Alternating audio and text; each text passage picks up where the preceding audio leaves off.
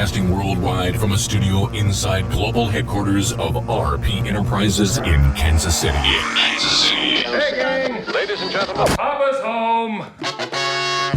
This is the Papa Ron Podcast. File transfer in progress. With Ronnie Phillips and Jillian Gregg. Showtime. Unfortunately, my trusty sidekick Jillian couldn't be here for this episode of the Papa Ron Podcast. You know, it's summertime, she's got kids, there's ball games and activities, and she's got to do the mom thing. So, unfortunately, she won't be joining us in a brand new season of the Papa Ron Podcast. This is episode 38. And I guess I shouldn't have to feel apologetic for not having a podcast in the last 2 months, but I do feel guilty about it. It's just been a crazy couple months. I had to go to Canada the first week of May to film an episode of Heartland Waterfowl, which we're real excited about that brand new season 10, coming out here in just a couple weeks on Sportsman's Channel. But anyway, so then once getting back, and I got this new position as marketing leader over at Dell's Power Sports, and there's a lot of events that was going on there. And so I just felt like I had to prioritize. And unfortunately, the Papa Ron Podcast was not on the top of the priority list. However, there has now been a gap. There's been an opening and an opportunity to get back into the groove of things, and excited to be back at it. And excited about today's guest, or this week's guest, because it's through a mutual friend that we were able to be connected. And I guess we're going to be talking, is it fair to say that it's going to be like mental health, personal development, and everything in between, right? I would say so, but I mean, that encompasses so many things. So. It does. It really does encompass a lot. So without further ado, I should, if I can get my cursor to work here. Today's guest is Payton. She's an author, motivational speaker, authenticity strategist, subconscious reprogramming expert, a reprogramming expert. We're all robots, and she's going to reprogram us. She is a top 10 ranked podcast host with 5 years of experience in events production and a volunteer team builder for Tony Robbins, or used to be a builder. To be, yes. I cannot wait to talk about that. You reside from, is it Lenexa? Overland Park. Overland Park, that's right. And she drove all the way over to Greenwood, Missouri to RP Enterprises Global Headquarters. Once again, welcome to the Papa Ron Podcast, Payton. Yeah. Thanks for being here. Thank you for having me. I'm excited. We had a really great preliminary discussion. Was it a couple weeks ago? I think it was. Yeah. And I love well, if I'm just being completely honest, it was like 10 o'clock, 11 o'clock at night. Could have been a podcast in itself. Yeah, really could have been. And I was feeling guilty because it was so late, and I knew that you're an early riser and you got a lot of things to do. And I just did not want to stop talking to you. It was so much fun. And so we're going to get into a lot of the stuff that I mentioned here in the intro of this. But let's talk about your podcast first, because top 10 ranked podcast, The Happiness Habit. The Happiness Habit. Mm-hmm. How long have you been doing that? Since November 2020. Wow. Congratulations on that success. What do you think what it is that you have done to make it a top 10 ranked podcast? I don't do the song and dance. That's so professional. Is what I'm doing, a song and dance? No, okay. It's just, as far as the subject matter, I think the reason why it took off, well, one, I planted it in fertile ground of 2020 when the conversations about anxiety and depression and mental health were peaking, but nobody else was talking. We were talking about the problems, but there wasn't anybody to go, hey, yeah, let's bring that into the fold. Let's talk about anxiety. Let's talk about fear. Let's talk about what it means and what it does to our minds and where we get stuck and thought habits and all of the things that people were now coming face to face with in the privacy of their own four walls. Right. There was nobody really, there was nothing to RSVP to distract us. There was nothing. We had some time on our hands, didn't we? We had no way to avoid sure what we were facing, and it was really uncomfortable. And so I kind of that was after all of my time with Tony, and I just thought, out of pure curiosity, it was one of those things. I'm like, let's just start talking. Let's start teaching. Let's start breaking some of these subjects open and make them make sense in a more granular way, because I feel like you could YouTube a whole bunch of different things, but there wasn't anything to kind of explain why people would get in these stuck places or emotional crisis, mental thought loops, all of that. And so it just was really organic, and here we are. I didn't ever do the pretty subject and talked about it in a real way. Authenticity always wins. I truly believe that. And that's what we try to do here on this podcast. And so I'm going to ask the personal question, because there would not be a Papa Ron podcast had I not experienced something. Yeah. I went through something that was dark, very dark, actually. And I internalized a lot of those feelings for about 2 years, until I had a panic attack on an airplane that really kind of shook me, and I had to go to the doctor because I thought maybe I had something worse, like a COVID or cancer or some, like I really thought I was going to get poked and prodded all over the place to find out what was wrong with me. And it just turned out that I had a chemical imbalance, if you will. And so by opening up to some friends about it, my buddy, and I've told this story several times on this podcast, acted like he was going to hit me over the head with a folding chair, WWE style. And he's like, I've been trying to tell you for 3 years you need to do a podcast. And I was so desperate to find some self-worth again and just find something that would inspire me, something that would make me feel like I had purpose again, that this podcast came to fruition.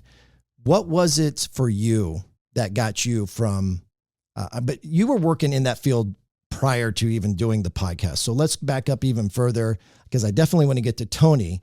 But somewhere there was a come to Jesus moment. Oh, absolutely. And it was, for me, it was come to Jesus ? Okay. Because I had been in the church, and that was I had a tumultuous, chaotic childhood, and it just kind of created a lost product of that. I became this very just chaotic human.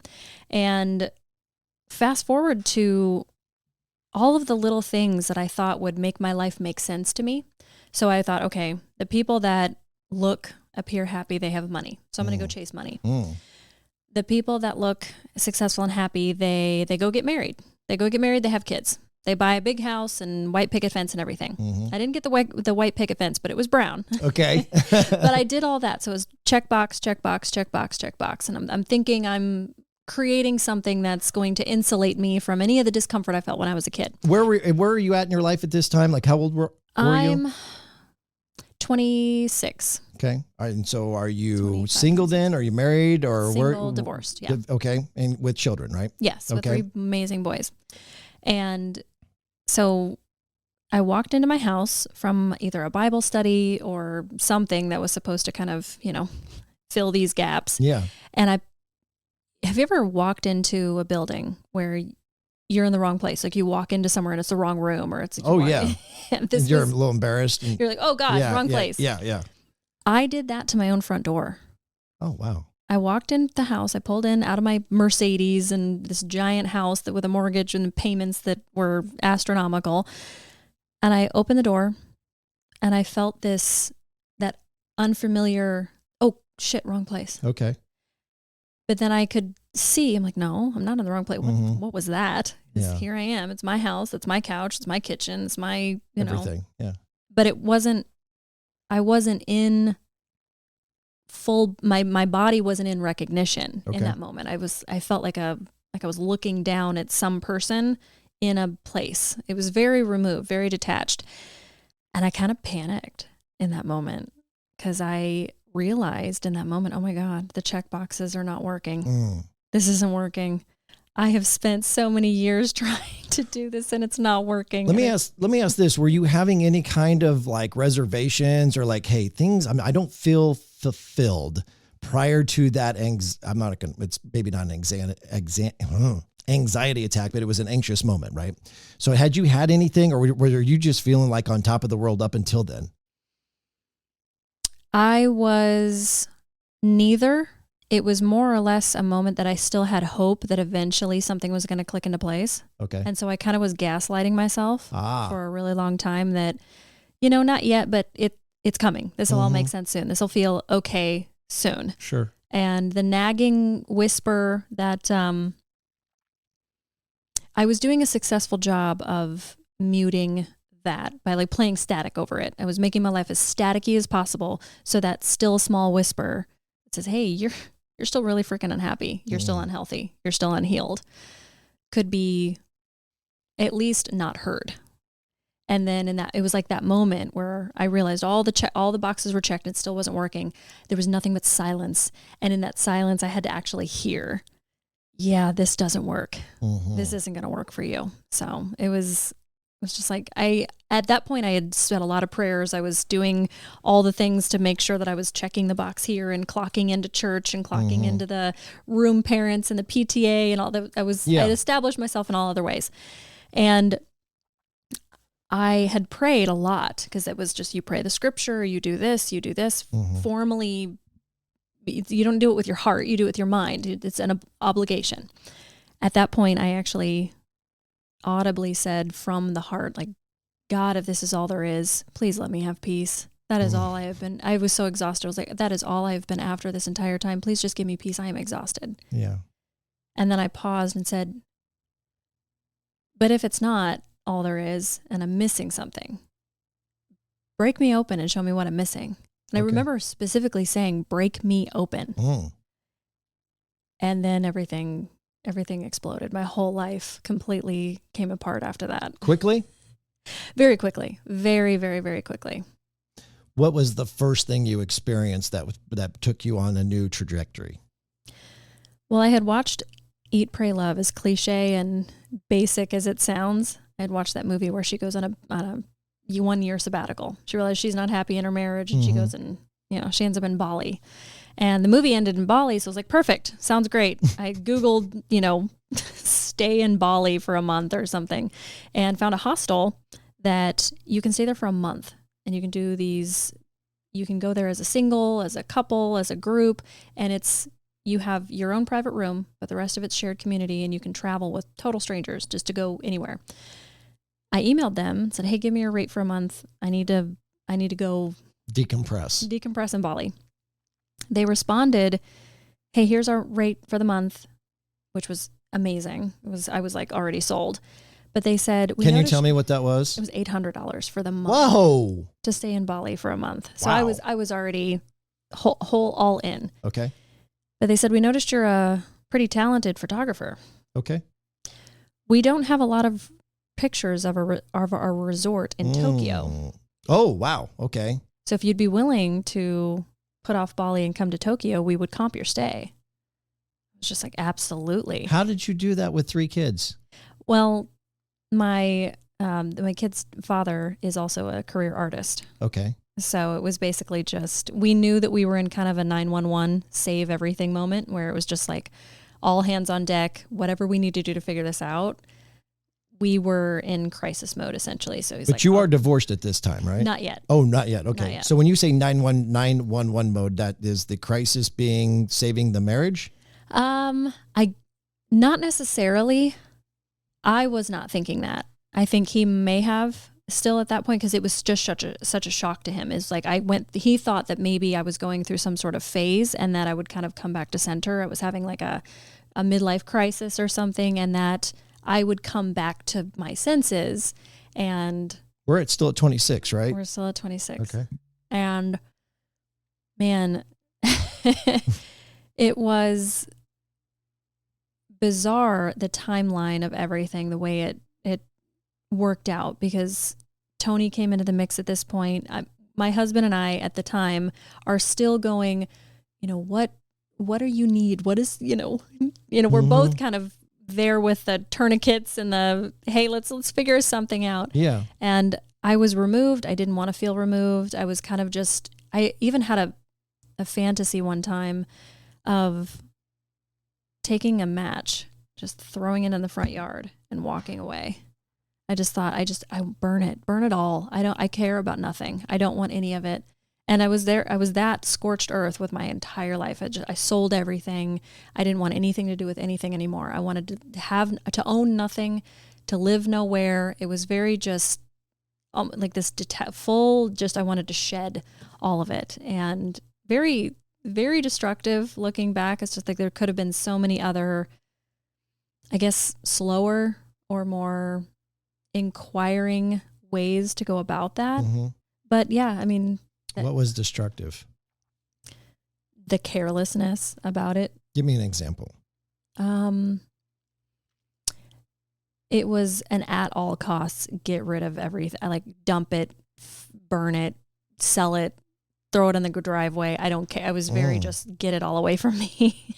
And I think kind that of from 0 to 100. Yeah. Like that. And if I was honest, because my husband and I at that point had so many death by 1,000 cuts situations, he was not, I was doing my best to communicate.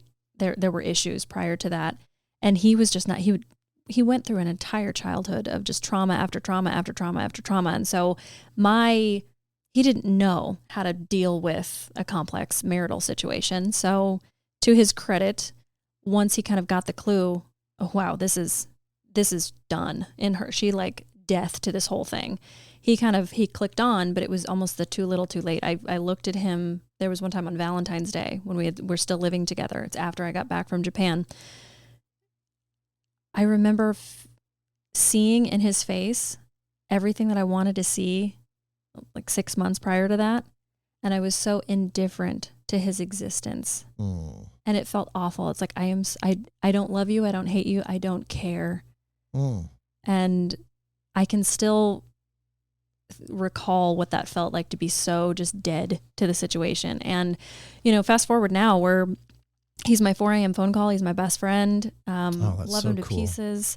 But yeah, I love him to pieces as in a different capacity. Yes. You're still divorced and family, God, love type thing. Like I genuinely want him to be the happiest version of himself. And if I could go back, what I would have done differently as far as the carelessness and what was so destructive about it is I was very much in like a trauma response, self-preservation. It was at the cost of him.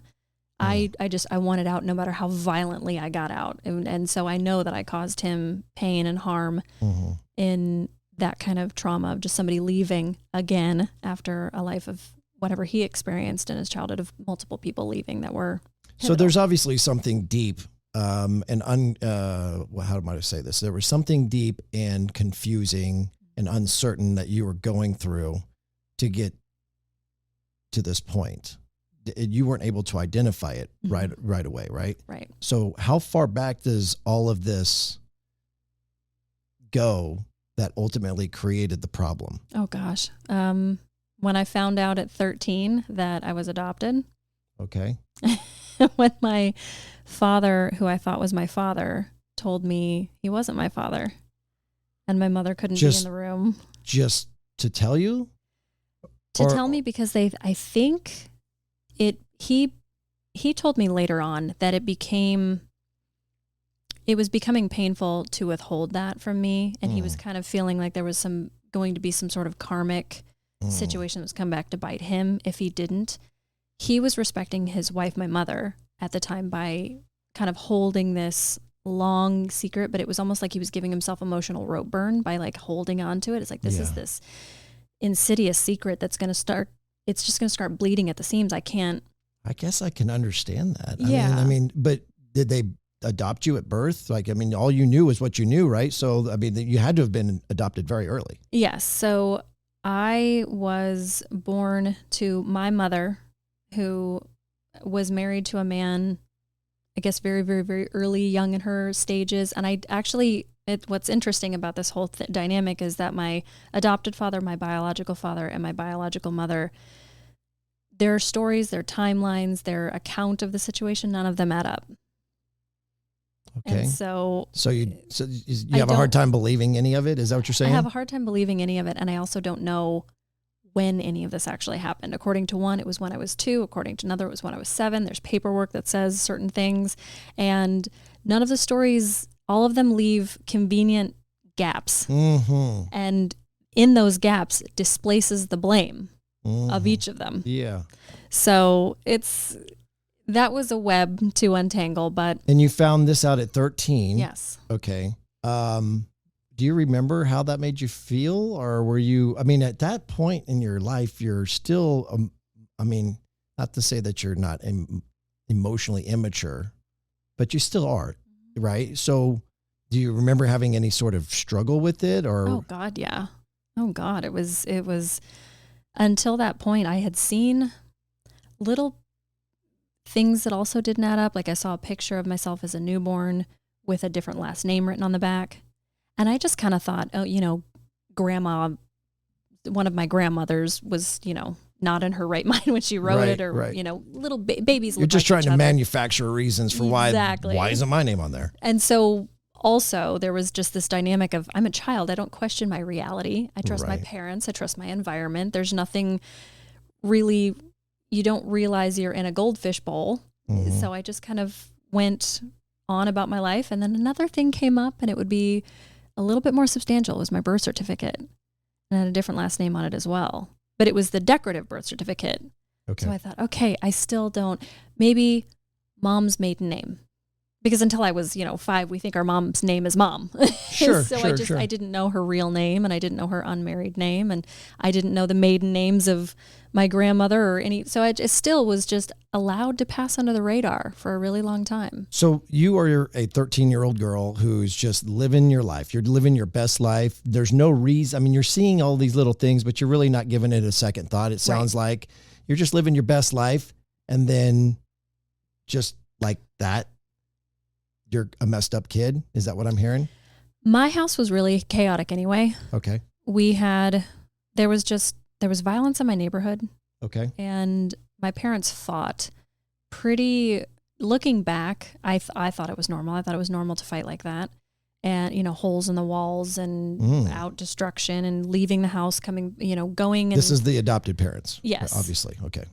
My stepdad would leave and go date somebody, move in with somebody, whatever, come back. They would work. It was just gone again, off again. It was awful. I remember even being woken up in the middle of the night by him and says, "Can I be your daddy again?" Ooh. And how incredibly unhealthy to have done to a child then. Sure. But I didn't know that it was warm. It was something that imprinted me that that's what love is, that somebody returns to you, that it's like, and so I've repeated that on loop. That's what we do. And oh my gosh. So from there, it confirmed every fear I'd ever had, that I knew that I was odd. I knew that I was the only one in the family with green eyes. I knew that I didn't. You have other siblings? Yes. And then they all have brown eyes, brown hair. They look exactly like their parents. And I didn't look like anyone. I kind of looked like my aunt, but I didn't look like anyone in my family. I was taller. I was lankier. I was goofier. And so I already kind of felt like an odd duck. Anyway, after this point, I didn't know how to express any of the things that I was going through. The anger, the confusion, the resentment. I was mad at them, but you can't be mad at your parents. You can't express emotion at your parents. I knew that was not permitted, so I just stuffed, and it came outwardly with, I would self-mutilate, I'd pierce myself, I would tattoo myself, I cut up my own clothing and made clothing, and I dyed my hair, I shaved my eyebrows. Like I was so confusing. And that confusion, you could see it. There's an age of old pictures of me where you can just tell, you can see the pain. And that happened immediately at 13, or did it come a little bit after? Like, was that more like 16 and kind of towards the high school years? It really kind of started almost immediately after. It was a slow go at first as far as outwardly expressing it, but the anger had to go somewhere. And so I feel like probably about 14 and a half, 15 years old, it really started to kind of, I looked troubled. So this ultimately then is just one example of the things that you were dealing with in the life of confusion as you're married to this man, and he's trying to figure out, what am I doing wrong, or what's going on with this? And then naturally you found some sort of healing later. Was there anything else that, I mean, you kind of made it sound like there were multiple things that took place. What else contributed to that? So from there, in between being an angry teen, an angry, like, I think I would call them goth. I did that whole goth thing. Okay. And between there and that moment of the existential crisis with my ex-husband, we go to, I don't think I've shared this story. So that's fun. Heard it here first on the Papa Rom podcast. I have not shared this one. I became pregnant at 18, and the first thing my mom said to me, she used the word whore. Ooh. I don't remember the whole sentence because I just fixated that was the label that was being tossed at me. And I had a very, very destructive, drug-addicted, alcohol-addicted boyfriend at the time. Okay. That I was very, very afraid of, but I had previously broken up with. And I had started dating somebody very healthy to me, but he felt boring because he was healthy. He was together. He had his own house. His father had a great business. My life was basically going to start working out, and here I was going to have a baby. Who's the dad? So this is the part that I've never told anybody. It was actually Mr. Perfect. Okay. It was his baby. Okay. And the all-consuming possessive boyfriend came in with the whole, "Can I be your daddy again?" question. And because my imprint told me that the chaotic, the loss, the desperation type of love was real love, I thought, oh, he's trying to prove himself and make up for it. I didn't know how I was going to let any of the truth come out in the wash that I was pregnant. And it just, because it self-destructed so fast, and we ended up moving to nearby Columbia, Missouri. We moved about an hour and a half away. I wasn't signed on to move out with him or anything like that. I was like, no, I think I think this doesn't feel right. I was kind of charmed by him, but I was still very, very, knew that I was afraid and intimidated and didn't really want it, but I didn't know how to say no to it. Yeah. Well, he actually ended up answering the situation for me. He went over to Mr. Boring's house and beat the hell out of him. So now I'm guilty by association to this healthy, normal guy who is trying to just start a new relationship with someone. And I was too intimidated. How long past the point of you leaving Mr. Perfect and moving on, and does he go after Mr. Perfect? So I broke up with the crazy, chaotic one about 16, 17. Okay. And Mr. Perfect and I started dating a few months after that. But you went back, where I guess I'm going with this is you went back to the crazy guy. I had not. So Mr. Crazy moved to Columbia. Right. He found out that I was dating somebody else and came back up. Okay. He went all out on me, just started screaming, attacking, all of this stuff. Then went after him, found out who he was and attacked him. So it was relatively quick then. He kind of isolated me to feel like I actually do love you. And he does not. And I've taken care of him. I've proven that I'm the alpha in this situation. Kind of almost I felt very, looking back on it, how dysfunctional that was, because I was kind of, I was happy, but I was also kind of unnerved by the fact that it felt so anticlimactic. It was healthy love, and healthy love when you're used to chaos feels very just stable. And I was still trying to explore it and figure it out, but it basically got answered for me. He said, I've cut off this, I've tied up this loose end for you. Now you're coming back with me. Okay. So I moved to Columbia, and I now have this baby that's not quite showing yet. And I have to basically kind of figure out, like, kind of scared for not my life, I would say. I was never scared for my life. I was afraid of the hurricane that he would become if he found out that I was pregnant with somebody else's baby. So I kind of needed to fudge the situation long enough, hide that I was pregnant so that it might look like we had created a baby. And that ended up being the situation. There was a right time there'd been enough time and enough gap that it was time to say, I'm pregnant. And we went the whole 9 yards until about 14 weeks along. The stress and the chaos was just, he went back. I mean, he never changed. It's just, it resumed life as normal. And I remember waking up in the middle of the night, having contractions, and went to the bathroom, blood everywhere. I'm like, okay, I'm in labor. And I had a miscarriage, and it was like, as sad as it was it was also, there was some small part of me that was going, Thank God. thank God. Mm-hmm. And I was able to leave because I just basically was like, I'm going to use this miscarriage to kind of overlap the entire top of my need to just get the hell away from this human. So he never did find out it was somebody else's baby. No. Okay. No. Did you ever have any encounter with Mr. Perfect? We'll call him that since you called him that. After that is maybe an opportunity to feel remorse because you kind of acted like, or I'm not saying you acted like, I felt remorse from you when you were explaining the situation. Have you guys ever reconnected after all of that drama? No.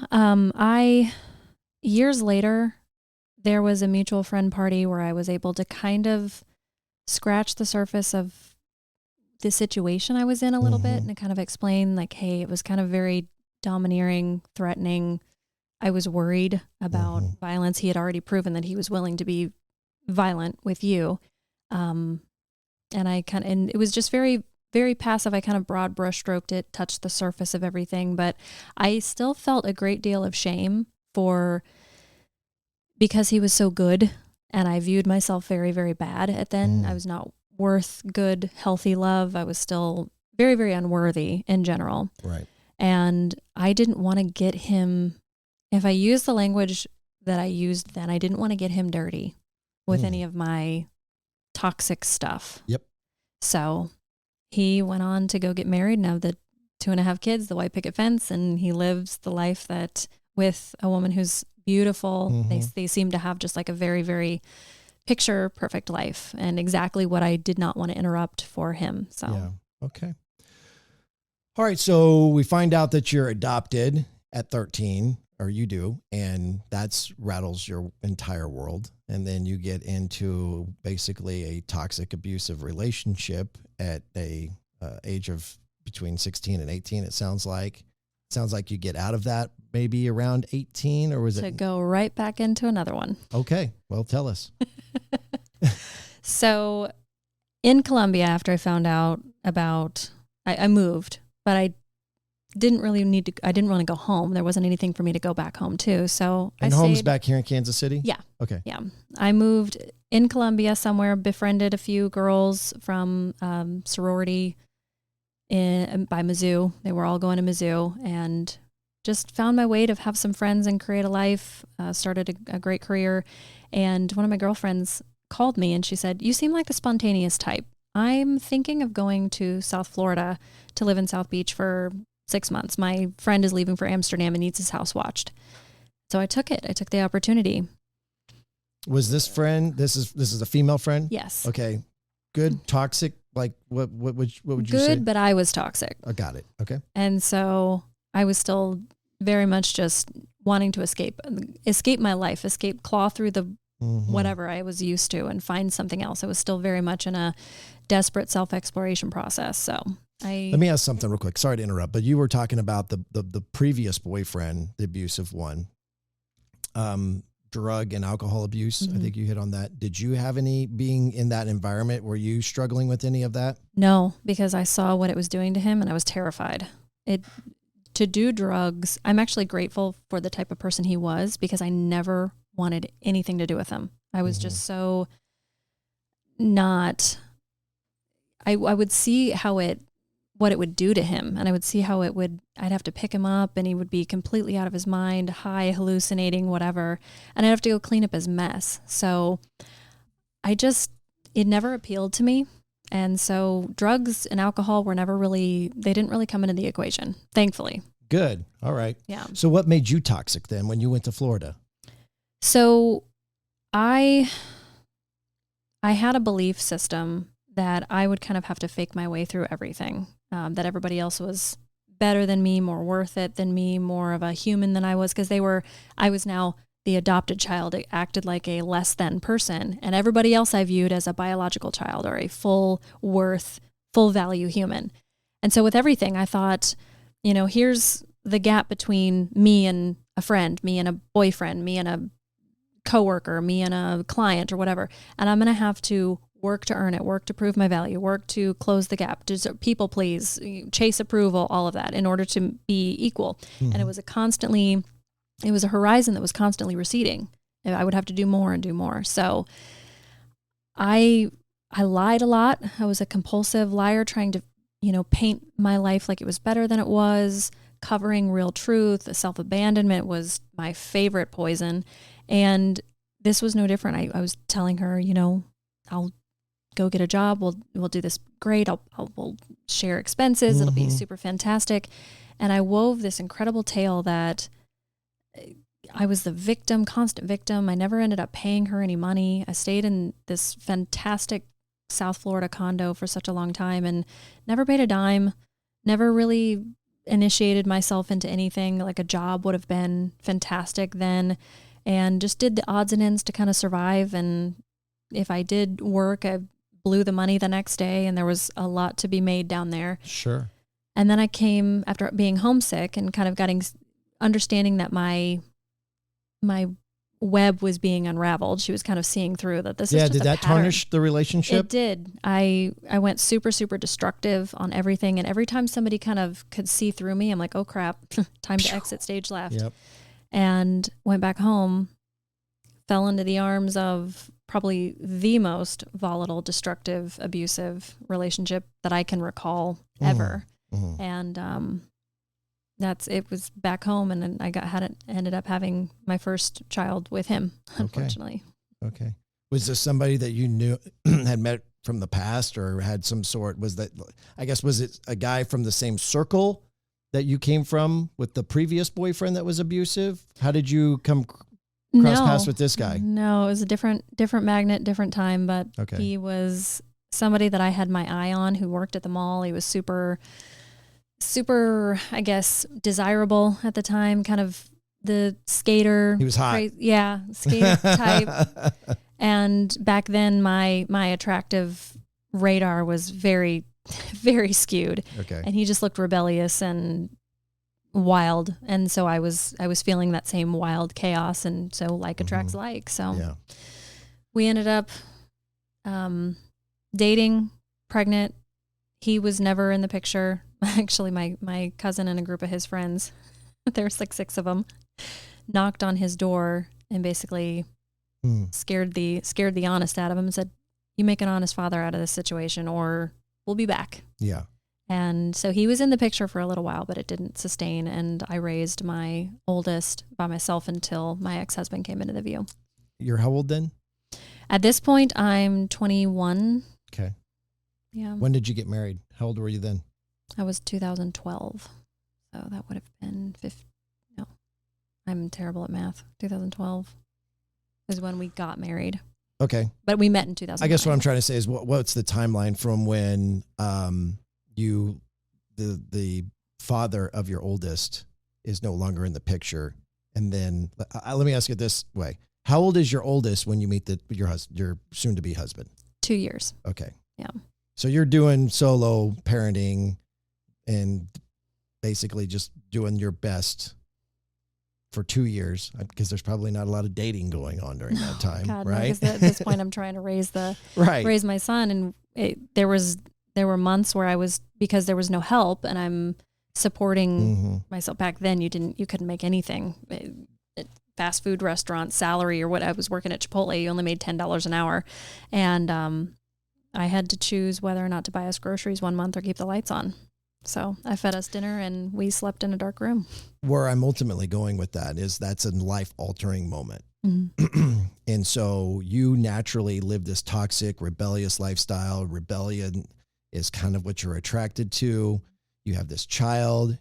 Your world is now completely shaken. A lot for the good, I would think. I mean, naturally, I guess I'm putting words in your mouth. You can tell me how your life changed after having that baby. Because ultimately I want to see, was there any self-therapy that took place then there to where you no longer wanted to pursue that sort of toxic lifestyle or that particular sort of man, to where then this guy who comes into your life, who then becomes your husband, is he the rebellious type? You mentioned him as being kind of an artist. Yeah. So is he a different personality than what you were used to? Yes. Very much more stable, more loyal. He was looking for stability. He was looking for a family. But he had been traumatized so many times that it became then an inability to have emotion. He was stoic, emotionless, and couldn't feel because everything that he had been through is just, he just needed to clip that part of him off that he could not feel. Because I feel like what I know of him was that if he went there and he overturned those stones, it was going to be a labyrinth that he would never come back out of. I think he feared that to feel meant to get lost in it. So So let's back up just a moment. So during those 2 years, was that a life-changing moment for you that you maybe were awakened to be like, I've been going down this road for a long time. I'm going to choose a different path. It was my son, honestly. Right. Because giving birth to him and holding this human, everything that was important in my life prior to that was no longer important. My world became so much bigger. And it was me at the center of everything. Everything was self-referenced. And then after he was born, it was, there's a greater good. There's a bigger picture to always consider. And I've never had a bigger picture or an eye on the instead of instant gratification, it was what can be more prudent. There's what's right and what's wrong. Even Jordan Peterson talks about this. We have the black and white of what's right and wrong. And then the gray area of what's prudent, which usually falls behind, instead of what's right, what can be considered acceptable. There's an air of caution behind that line that is what is actually prudent to the human, what is actually good for and supports and the most wise thing to do, which is usually err on the side of caution of that. So he really helped me to grow up very, very quickly, but in the most gentle of ways. There was just something about watching him grow up and being able to almost redo my own life. I wanted him to have better of everything. It's really crazy how resilient children are and how much grace they give at that age because they just haven't experienced enough life, right? Yeah. And so I can see where that would have been therapeutic for you, because you weren't feeling that from anybody else that was close to you in your life, including your family. Right. Your wife or your mom called you a whore, right? Which takes me to the next question.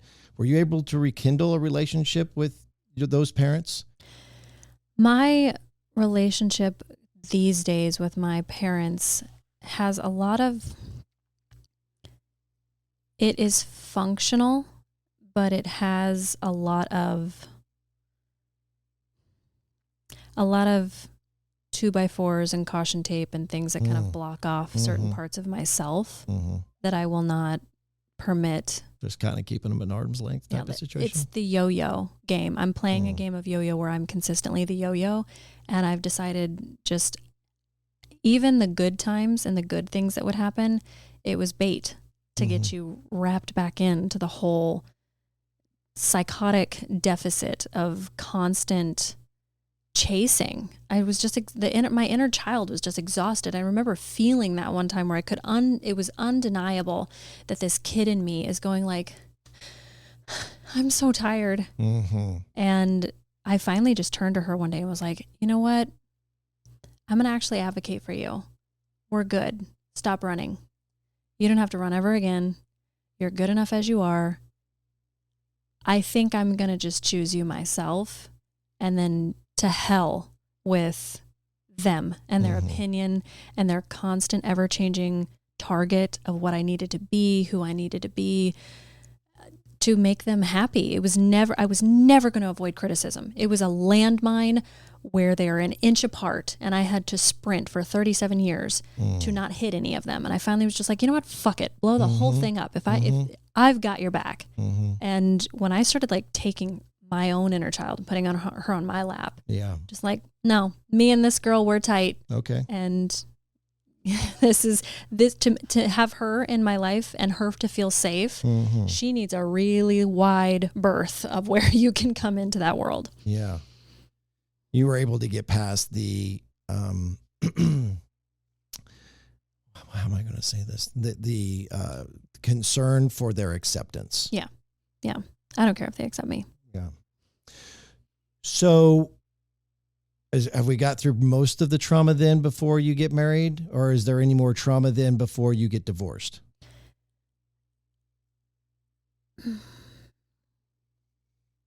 You have the look on your face like there is, but I'm not sure if I want to talk about it. It's smaller pieces of things that were just very hard to move into the identity of what I was becoming, because I wasn't who I wanted to be, but I wasn't this lost, fragmented, crazy person anymore. And so I kind of had to be like, well, I kept magnetizing back to old ways and then being disgusted and repulsed by it and then going back to a better self. So it was like this volleying game for a long time. And I remembered in that moment, the only one that I need to concern myself with again was my son. Because that night that when I knew the power was going off, there wasn't anything I could do because it was above 32 degrees and it was so past due because his father had bolted and I was giving him money to pay an electric bill. He was never doing it. I didn't know that. And now it was like $1,200 to $1,300 in back. And because it was so cold, they couldn't turn it off. But this month they could turn it off because it was coming on spring.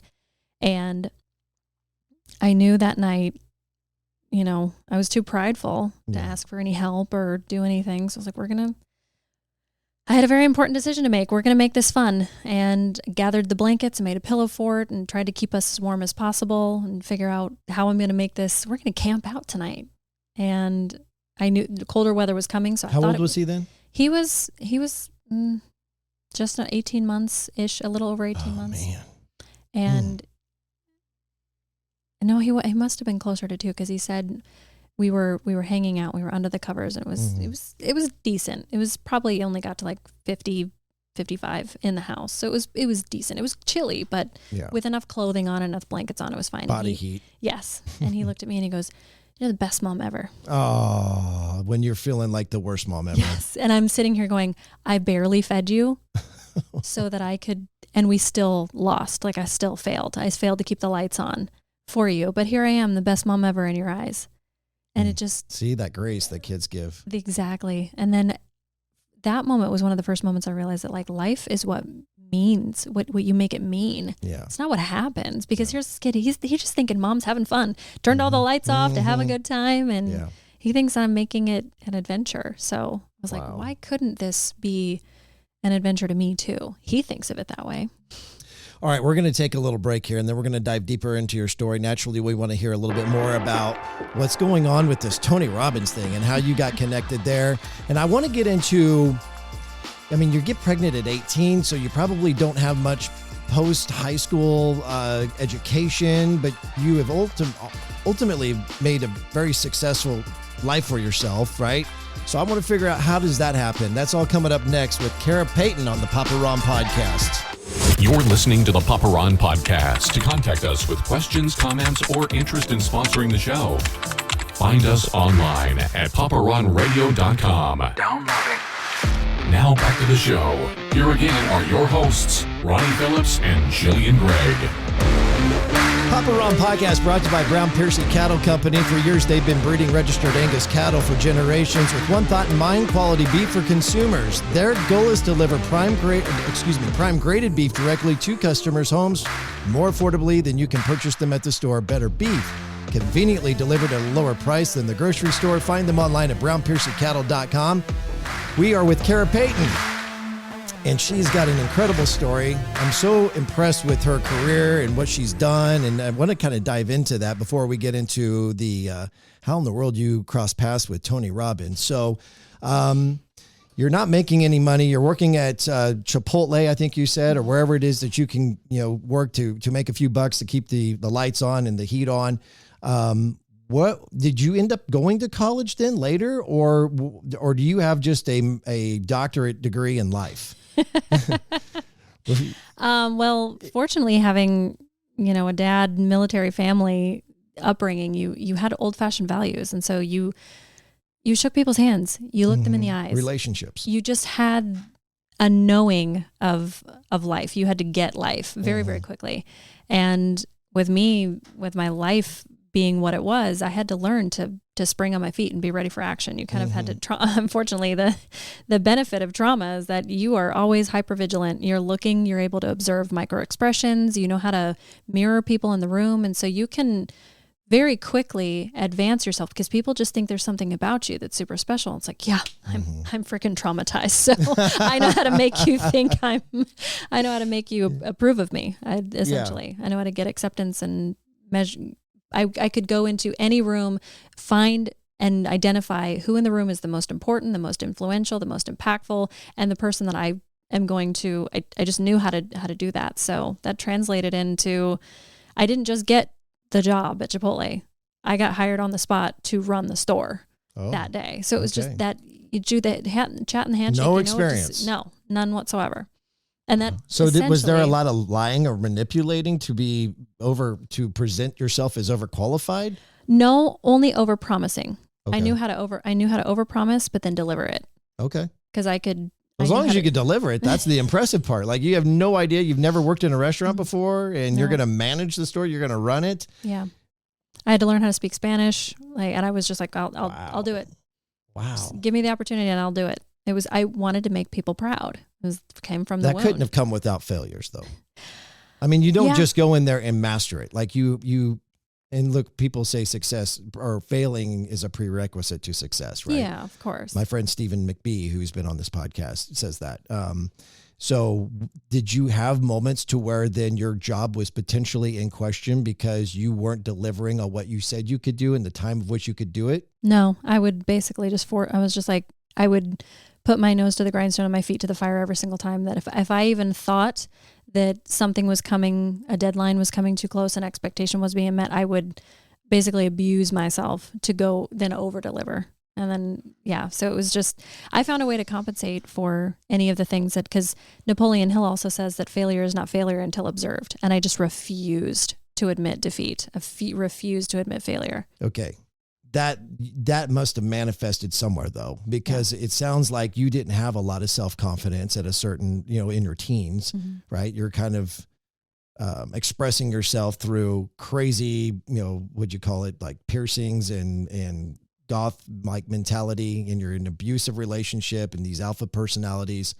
Where did this type A personality then come from? Because you didn't always have it, did you? No. And there was a conversation with my grandparents that started that, actually. Oh, okay. And where are we at in life when that happens? I think I'm 23, 24. Okay. Maybe even 22. It's somewhere still very, very early 20s because I had the whole victim mentality and who could be I could be the most bloody story, the most awful victim of any situation. That was kind of like my drug then. But after this conversation, it became, I'm going to be a victor. I no longer have any desire to be a victim because I went to my grandparents' house and asked them for kind of a handout a little bit. It was like I'm my child's father, and I had split to the point it was like the electric bill not being able to be paid and all of this stuff and trying to get out of this mess. Right. I needed a car. And so I asked them to kind of either co-sign or I asked them for a little bit of money. I'm not really sure. And they gave the very, very tough love. And I remember my grandfather kind of seemed pained to say it, but he said, I can't because I don't see great things coming out of you. I can't sign my name to that. And so. Did you get it, what he was trying to do at the time, or were you pissed? I was pissed. Of course you were. At the time. I was very vengeful. And I left there with I'm going to prove you wrong. And even though. That's what he wanted you to do. Yes. Even though it was probably the most risky way to get somebody on track. It worked. I became just fervent. I will never be viewed like that by anybody. You don't think I'm going to have great things. It kind of broke through the delusion that I told myself I was just going to be able to maintain this BS path of I was bullshitting myself that I was going to keep able to do the same thing over and over and that I was going to turn into something great. It's like, no, at this level, you're going to end up shuffling in a bathrobe on the streets. Like you're not going to go anywhere. He's right. And there was some part of that that knew he was right that I was so like, no, I'm going to prove him wrong. I'm going to prove him wrong and I'm going to prove me wrong. And I got after it and I became an entrepreneur immediately after. So, I struggle with using the word. I think we talked about this when we had our preliminary Zoom call. I struggle with the term entrepreneur, and it's my own personal problem. And you being a personal development person, you can probably give me some therapy live here. Because I have a problem with the term life coach. So because I think that I think the term is used loosely in society. And, and it's not fair for me to say that, the stigma must be a millionaire earner to be an entrepreneur. I'm not insinuating that, but I am somewhere above selling Tupperware though. Yes. Like, multi-level marketing doesn't count. If you are living month to month, you're not I'm just going to say it. You're not an entrepreneur if you're living month to month. So I also know that in the early stages of being an aspiring entrepreneur, you're dabbling, because I did it. You're dabbling and you might be doing network marketing, selling Tupperware.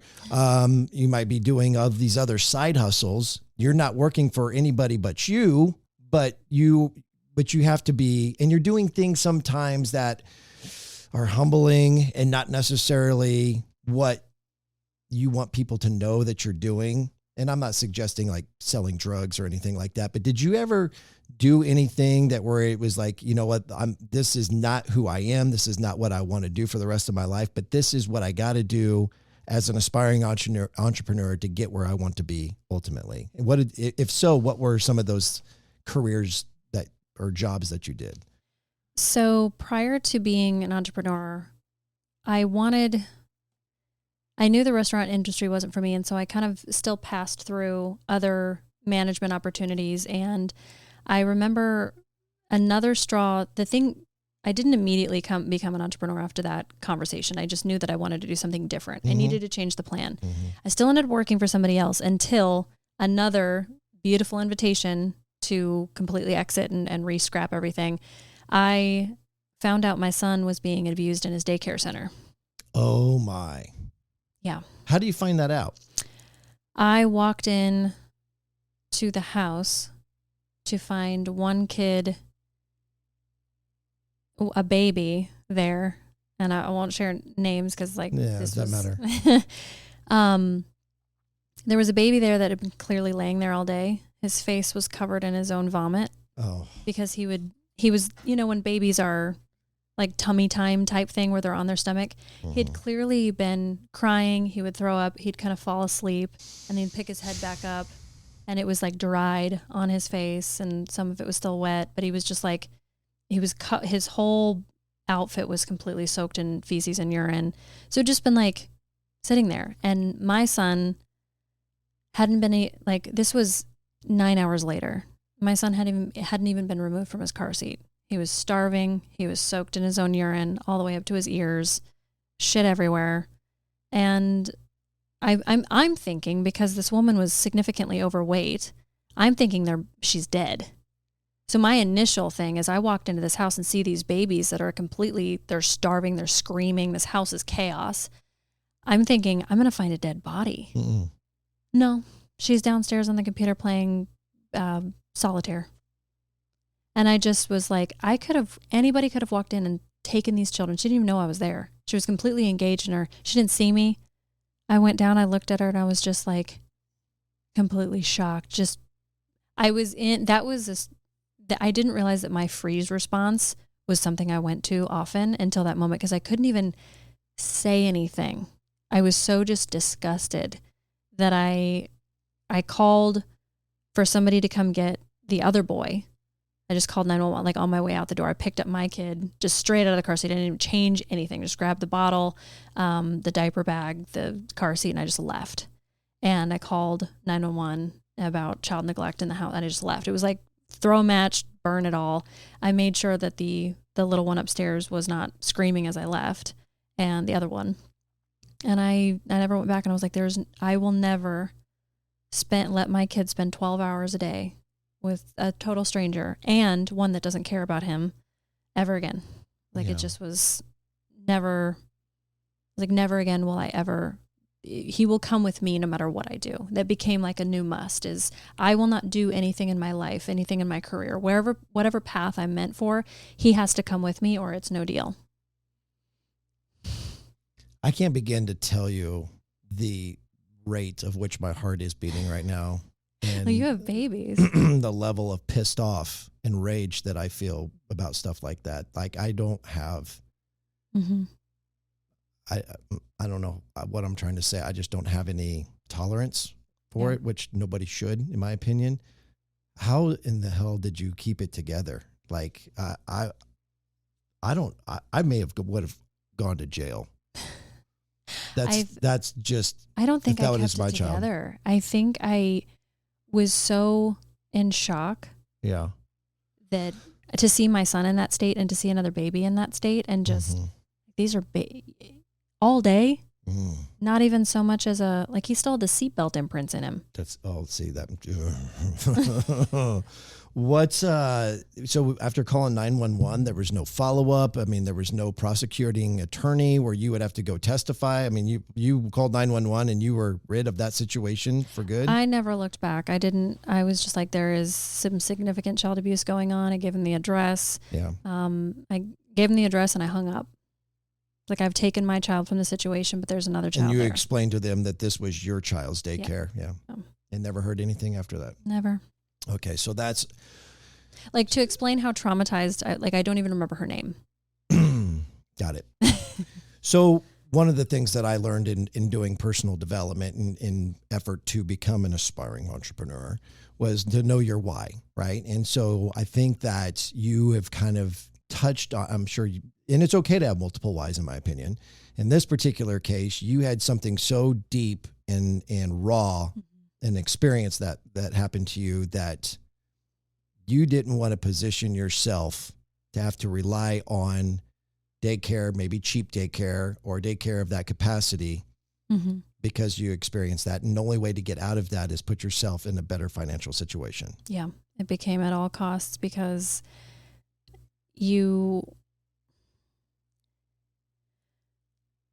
I guess I just realized that I would rather be homeless. I would rather be down and out. I would rather have nothing else before I would allow that to happen. It's like over my dead body will he, and so it's like you put the line in the sand of the standard of like, that becomes the absolute, not even last resort. It will never happen again. Nobody will ever take care of him. So since then you have taken care of all of your kids? Really? No daycare for any of them, not until they were I mean, surely school. you've had to lean on friends or family or people that you know, love and trust to watch your kids at some point so that you can break away and travel or, I mean, go to Japan or come do a podcast with me in the middle of the day. Is that fair to say? There are about 10 instances where the gaps were not covered by myself or my ex-husband, where his mom or my father or my sister, somebody that comes into the mix. But yeah, very, very few occasions. So then to become an aspiring entrepreneur, you got to have a passion for something. There's something that you have to pursue, or did you? Or was it just like, hey, I'm going to get involved in, say, a network marketing opportunity? I know that photography was something that you were doing or maybe still be doing. We can touch on that. But what was the next step then? What did you pursue? So at first, I didn't have any discernible wants. I was told that I was going to be a starving artist if I pursued that. So art never even, I didn't have any at first, was just like, that's not going to be a path for me. Okay. Photography included in that. I failed photography in high school. And here I am 20 years later, I'm a photographer. Got it. So I did not have any plan. I just had, at this point, the desire to not have my son in another daycare center, but knowing that I still had to make money, I could have been a janitor at that point, but because it was so propelled forward by the desire never to see him in somebody else's, under somebody else's wings anymore, it would have fueled anything. I could have sold popsicles door to door, and it would have been, it would have been Is successful. there anything that you wouldn't have done? I mean, were you at a, let's see, and was there any, and the reason I'm asking is because I've heard documentaries or stuff like this where people are telling a story similar to yours, but they go to stripping or prostitution, and I'm not asking if you did any of that, but were there ever areas of which that you went that were below moral? No. That's good. I just knew that whatever I was going to do, I wasn't going to sell my soul to do it. And selling your soul, some people do strip or prostitute and don't think that it's any cost to their, more inherent being. That never came into the equation, fortunately. But, what did you end up doing then? I went into photography right after that, and Okay. I stumbled upon it. So did you just buy a camera and then present an image that you're a professional photographer and start taking pictures? Or did you put yourself in some sort of course or school or YouTube tutorials? What was it that you did that if you failed it in high school, you had to kind of start over again, it sounds like? Well, I failed photography in high school because he was a cheerleading coach and he hated that I broke the rules all the time. He wanted an assignment on perspective, and I'd give him one, but it was more of a conceptual perspective, not a literal. Gotcha. And he hated me for it. Because you were the rebellious type. So, and I stumbled into photography even more accidental than that. I had a camera and just started spending time documenting this time alone, because with him there, I was aware that like this was going to be a temporary thing with him and I. And I didn't even have a clue that was going to end up being the thing. So we just played and had fun. And I took a picture of him goofing around with a Starbucks cup. And my girlfriend, who was visiting at the time, she said, "Why don't you do something like that?" And it had never dawned on me because I had blocked it. I blocked that whole idea out of my head that it would have anything to do with art or photography, especially photography. So I took a picture of her and her son, took family photos, and then it became her mother saw, "Oh, those are really good. Will you do some extended family photos?" And then a mutual friend. Word of mouth. Yes. It was just, "I'm getting married." I was like, I'll do it for $500.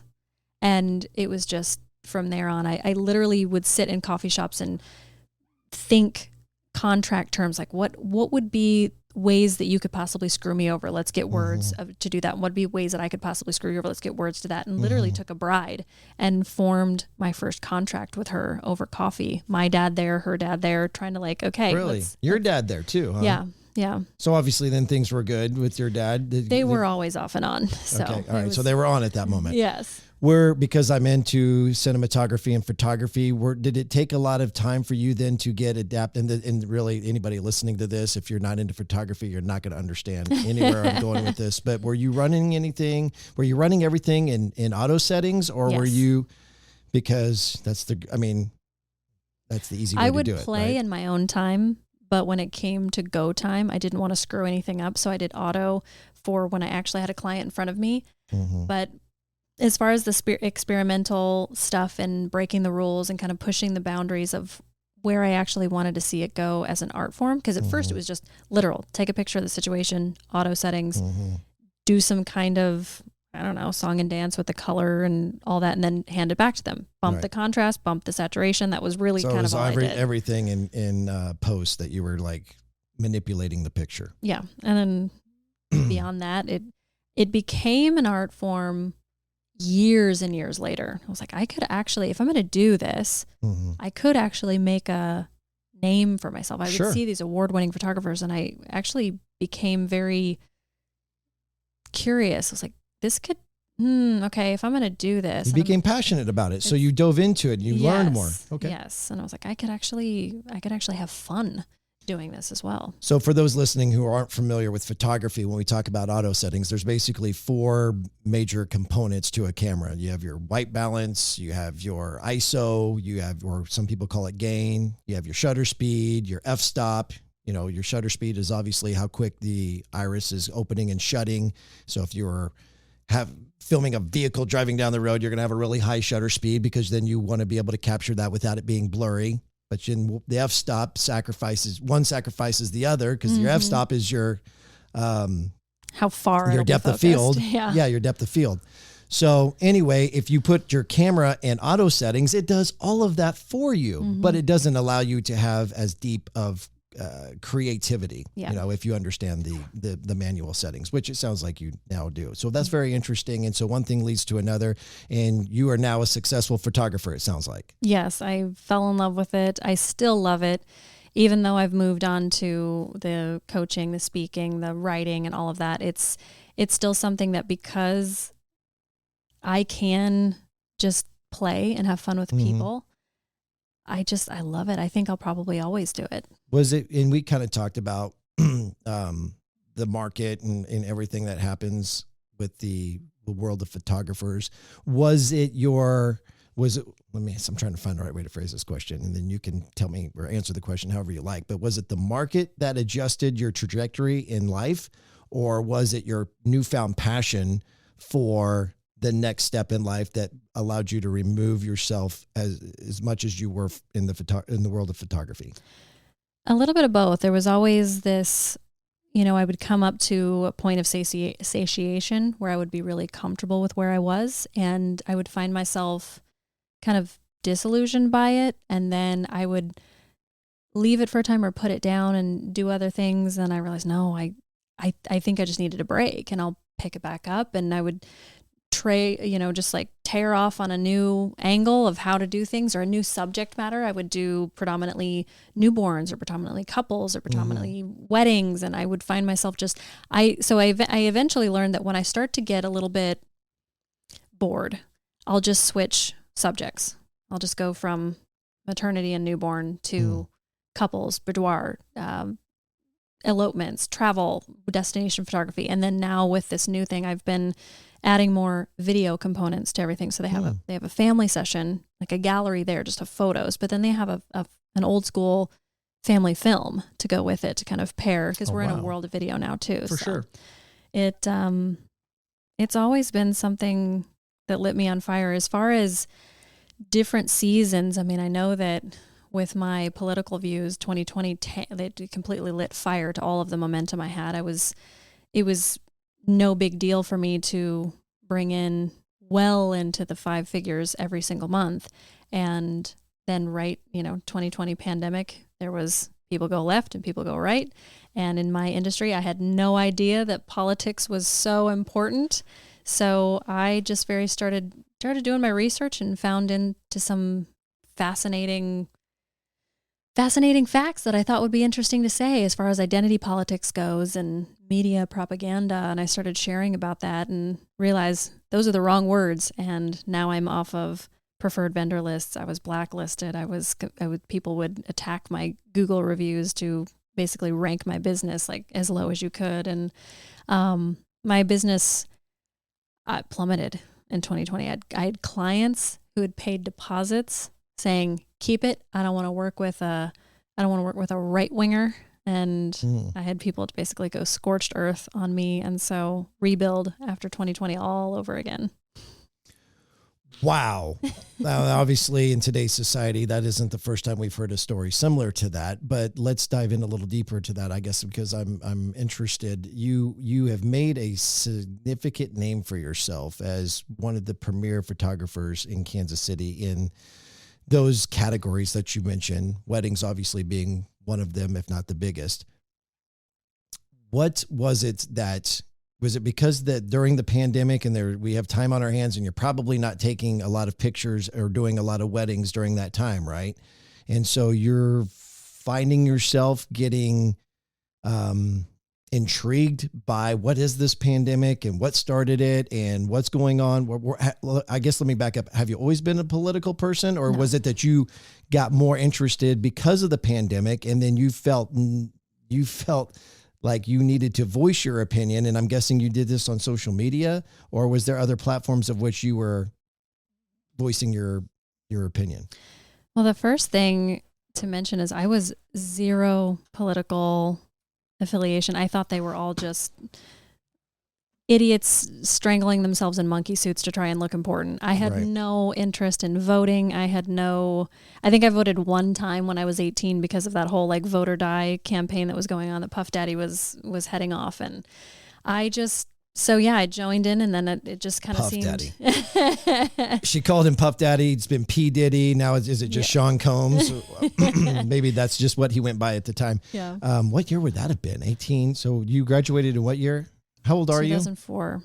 So that was 2004 election. I voted then, and then I didn't vote again until 2020. Really. I mean, I did not see any point. I was definitely one of those that said, what's another vote? I don't even know what I'm voting for.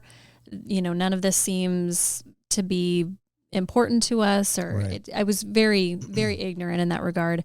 So I got very 2004. That's like a George Jr. Was that George and Al Gore? Was that during that election that you voted? I don't know. It doesn't really matter. It's just, I'm thinking 2004. Or was it Kerry? I think it was Kerry. Yeah, it probably was. Yeah. I think it was that election. That guy he sounds more familiar than that. Anyway, so I digress. Sorry, that is a big time sidetrack. So you started to voice your opinion. No, I actually didn't even think that I was doing anything wrong. There was so many headlines bashing people left and right, like viscerally disgusted headlines about just attacking people's personal integrity, like attacking people personally. And I actually was just kind of like, what is the deal with this politics thing? Yeah. And specifically when it came to propagandist type of, it felt disingenuous. So I was like, let's dive in and see what this stuff is all about, like how the judicial system, how the branch of government is formed. I really kind of started getting curious, and we didn't have any other time on our hands. We didn't have time to do anything else. So I dug into some of the policies that were being passed in America from the president at the time was Donald Trump. And there was so much verbiage, so many headlines, so many news stories about how he was basically just screwing up the world. And so I dove into that, and I was shocked because I was reading the policies that he had passed and the news didn't line up. And so I started to get really kind of excited because I thought I had stumbled onto something pretty important. Yeah. And I wasn't sharing my opinion. I went to my Facebook and I said, hey, I thought this was really fascinating. Maybe you will too. And I copied and pasted 300 and something policies that Donald Trump had passed from 2016 to 2020 that improved the state of America, improved the economy, improved HBCU colleges, improved national park preservations, improved, sustainability, fuel dependency, things like that. I wasn't sharing opinion. I was actually sharing what fact. happened. Yeah. And that post, it went viral. I lost all my friends. I lost multiple family members. I lost my business. Wow. It was one. Did you know that you were in a circle of Lion's Den? No. I had no idea that. Because politics had never been discussed with any of your friends or your family? Like No. it just never. No, never. My Even family then, that was still, I guess what I'm trying to say is even if you go back to the Obama years, there was quite a bit of pretty black and white division, from the left and the right. And even through all of that, you just never. Ignorance was bliss. And in my Okay. family, you don't talk about religion and politics. Okay. That was just kind of the standing rule. And I had no idea why. I knew that all I knew was that they were topics that people argued about most. Got it. And so that was basically the change maker there. Is all of a sudden I'm enlightened. Now I know what type of core vein this strikes with everyone. And because I was so vehemently rejected, and the treatment was not even, I knew that there was just this derangement in the way that people were talking to me. It was like, you are one of my best friends. Oh my. You are my family member. We have blood. And I had people wishing me dead. Wow. I wasn't even sharing an opinion. It wasn't even like, if you are this, then this. And so it was just that one thing. It wasn't like you this continual radical, what do you see those people that get on social media and they just can't get out of their own way, where they just every day they have to say something and stir up the nest. This wasn't even that. This was one piece of information that was facts, and you shared it. And from there, it just all went to hell in a handbasket. Absolutely. Wow.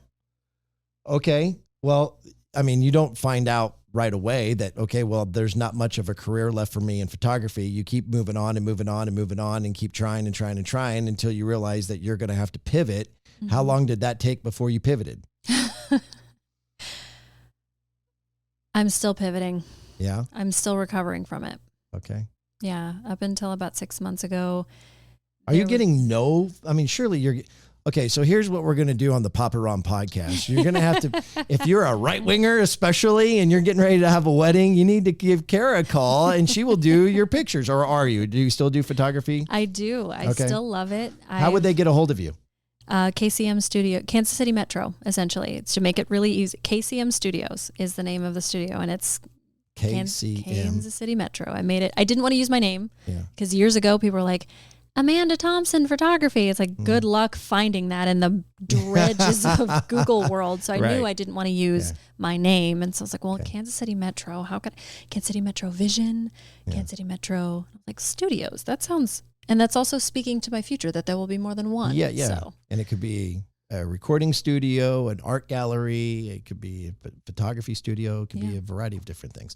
So kcmstudio.com. KCMstudios.com. Studios, plural. Yep.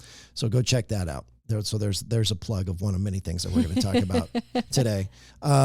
So you're still pivoting, and you're doing the podcast, and that's getting called Happiness Habit Podcast, top 10 rated podcast. And what is the focus there? At first, it was in 2020. It was just giving somebody a resource to kind of unravel their emotional crisis or their mental thought loop spiral that was kind of getting out of control. Because when we went into lockdown mode, there was no avoidance, distraction, numbing. We kind of had to sit with our stuff. And I think it was horribly uncomfortable for a lot of people to realize how much of their lives they had been living in this kind of hostage situation of I'm going to busy my life, or I'm going to be workaholic, or I'm going to numb out with alcohol, or I'm going to have these massive groups of friends to kind of barricade me from seeing any of the things in my life that are not working. Mm-hmm. So we stayed at home, and people got really uncomfortable, and people got really depressed. People got really suicidal. People got really addicted, and nobody was helping them. All I saw was just desperation. And, after the first couple of weeks where our humor, I saw so many things where it was like, God, we are funny freaking people. So many videos. I know. April and the May. Memes that were out there. Oh God, we are such a funny species. Yeah. It was amazing. But then June came around, and then we did the polarity, we did the division, we did the racism, we did all of then we started pointing fingers and the political ideologies, and then the COVID opinions, and it just became ugly. Yeah. And I was just tired of the ugliness. Okay. It's like, what does everybody really want? Well, most of the people they think they're looking for happiness. And I knew that I had something to speak on. Okay, let's take what anxiety is. I'm going to break it down. Let's take one of my first episodes, one of the most downloaded episodes, is breakdown of happiness, the cause and the effect. And I just scientifically, what is happiness? How is it attained? What does it look like? What is it in the brain? What is it in the body? How does it translate to our life? What causes it? What are the definitions of it? And it was just take another thing, take the subject of addiction. What causes addiction? I even have an episode in my last season that walks somebody through a suicidal spiral to kind of unravel what the mind does to itself when it starts suicidal ideation, and essentially losing that sense of resourcefulness. You go into your amygdala, your survival mind, and you're stuck there in a stress response, trying to survive. And your resourcefulness, the thing that would be able to get you out the doorway out, is blocked. And your brain plays a trick on you that you actually don't have any resource left, that all of the options, all of the other doorways are shut. Yeah. To get rid of the pain, to get rid of the suffering, to get rid of this spiral, to stop it, you have to commit suicide. Yeah. And it's a trick. And I kind of help somebody at least kind of quite figuratively talk them off the ledge and kind of slow down, at very least, slow down the sense, get back into the body. And you had this conversation as a podcast, like it was a recording. Mm-hmm. Yeah. How do you stumble across that person, and how do you give because when people are typically suicidal, in my experience, and you would know better than I would, when I was having that ideation, man, I didn't want anybody to know. Yeah. Because like, there's a lot of shame around it too. A lot of shame. Which is exactly why I named it Get Out of a Suicidal Spiral. It's just straight out there, because anybody that's going through that, it's like, oh my God, it's out there, it's unashamed. Yeah. And it's telling me that episode is for me. It's very unique though, that you were able to find someone that was willing to be vulnerable enough to go through that conversation with you. You didn't? What does that look like? How does that happen? I did it retrospectively, what I would have said to my brother, Chad. Okay. So this wasn't, I got it. This is more figurative, meant for anybody. Wow. That had to have taken some planning. That had to have taken some time. More prep, emotional prep. Because, for sure. In all areas. Let's back up just a little bit, because you're now a life coach. You're too far away from me to kick you. You go and you do public speaking. You're an influence. You are someone that it brings motivation and inspiration and personal development, and people look up to you. People seek you in your content because they might find hope or education. We haven't really got to the point where you were able to heal, where you were able to understand and come to grips with your trauma, mm-hmm. and where you needed to be to forgive and be healed, and then move forward, and then use all of that experience as a testimony to what you're doing now for work. Yeah. So let's get to the healing moment. How did you heal? Where did it all kind of meet? Last year, I ended a relationship with someone I was going to marry. And, there was just this constant whisper or questioning or nagging or whatever you want to call it, this constant talking to myself, kind of that I knew better. And I would tell her, go as far away from here as you can. I can't face you. It was truth. It was what I needed to hear, who I really am, a constant state of self-abandonment that needed to be maintained in order to facilitate and maintain that relationship, to find myself in smaller and smaller corners. I was trying to fit myself in everybody else's life. Mm. I didn't require anybody to show up in mine. I was going to give and give and give and people please and chase approval. And I didn't need anything in return. Just give me a small newspaper corner in your life and I'll be totally happy with that. Mm.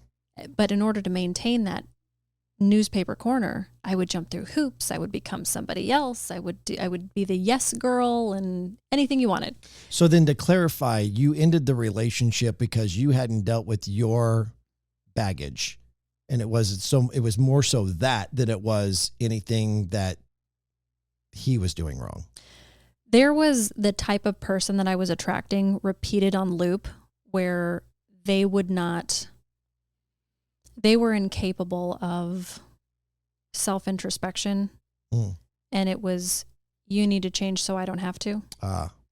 And that, I realized that this is the same theme that existed in my relationship with my father. Mm. So it was kind of the uncoupling of that one moment where I realized this is not sustainable. Yeah. I can't do this. I'm becoming a shell of myself. I don't even know who I am. I don't have an identity. Why do you think it was that you were finding yourself attracted to those types of people? Because it's your imprint. If it's what you know of love, that's what you will. Yeah, but I mean, I guess let me ask it differently. Then these guys were just completely unempathetic people? Like, no. I mean, was he just a heartless person? No. Because that's the perception that I'm gathering. No, there is there are a lot of different types of personalities out there. And when it comes to things like narcissistic personality, there's a few kinds. But the two that I found in my corner most often was covert and overt. Overt's the one you know. They're the ones that things are the greatest things since sliced bread. They're boast because they boast themselves because they're trying to cover up for a deeply seated story of inadequacy. And they're out there. They're obnoxiously out there. And you could, when I say narcissist, you think of the ones that are flamboyantly, expressively, just obnoxiously They're out so there. obnoxiously confident deep down inside. They're very Yes, they're doing it to overcompensate. insecure. Yeah. Yeah. And then the covert ones were my favorite way to torture myself, because the covert ones appear the shy, self-introspective, extremely intelligent, very empathetic. It's almost like that is their secret gift. And they think that they've just been gifted with empathy and the gift of empathy. The problem is most of them come from extremely damaged households where they had to be empathetic because they had to read the room. Their parents were addicted to something, and they had to make sure that the environment was going to be okay. They had to read, oh, that expression looks like he's going for my brother, or, oh, dad's going from the front door to the cabinet. Oh, I know what that means. It's time to take mom upstairs. Or they kind of, the blow up happened again. Now I have to keep up appearances at school and tell a lie or cover up the bruise or wear the shirt this way. And so they compensate, but it's a compensation out of deep pain and deep wounding. And it's still an inadequacy story. Yep. It's still a mode of constant compensation, but it's also they still can't go to a place of anything that would kind of unravel the structure, because they have the whole thing built up to keep up appearances. They have the whole facade built up. These are the ones that appear, they look perfect on the outside and they have it all together and they look like too good to be true. And you wonder kind of what's like phony or fake. Yeah. You're just like, something feels not right about Social him. media has manufactured so many narcissistic personalities. But in it, like since social media, I think it's obviously perpetuated the problem. Is what I'm ultimately saying. It shows us more of who we are, it didn't make more narcissists. It just showed how many there really are. Yeah, well, that's probably the better way of saying it. It's just that, their persona is that here's what I'm saying. When you see that person who posts regularly and everything is looking great and they're just showing they're going and doing this and doing that and my life is so great and we're just so blessed and everything, it's almost like, what are you covering up? Yeah. Like that is almost the first red flag that, hey, there might be a narcissistic trait there. Yeah. Yeah. And so anyway, so what you're then telling me then is that you were falling for, and when I say falling, you were finding yourself attracted to those with narcissistic personalities. Yes, unbeknownst to me. Right. And it was always a matter of they could be whoever they wanted to be. And I had to jump through the hoops, and my true feelings, true needs, true values, true identity was just not permitted to enter. So you called the wedding off? Like, were you running from the altar, or how close did you get from? Well, it was always existed in conversation, and it was, it was I found out later that there was a proposal impending, but fortunately I never got to that point. We were just living together, and the whole thing kind of exploded prior to, and there was a habit of him darting when I would get a little too real, when I'd get a little too honest, when I'd need something that actually required a full show up. Gotcha. And so I was starting to realize that I was in a constant state of crossroad, that in order to maintain this, I was going to have to tailor, suture, carve, scout with a scalpel, little more pieces of who I am, what I needed, what I wanted. And it was just like the constant, like, I will never avoid criticism. The receding, the horizon to that man's approval will always recede. And then I realized, oh my God, that's the same situation as my dad. Yeah. And so that uncoupling, that realization led to not only do I have to kind of deconstruct and unseat myself from this relationship, Right. I have to look for the theme in all the others and kind of facilitate a full barrier, a full scale dome of protection of those types of relationships in my life, including the one with my father.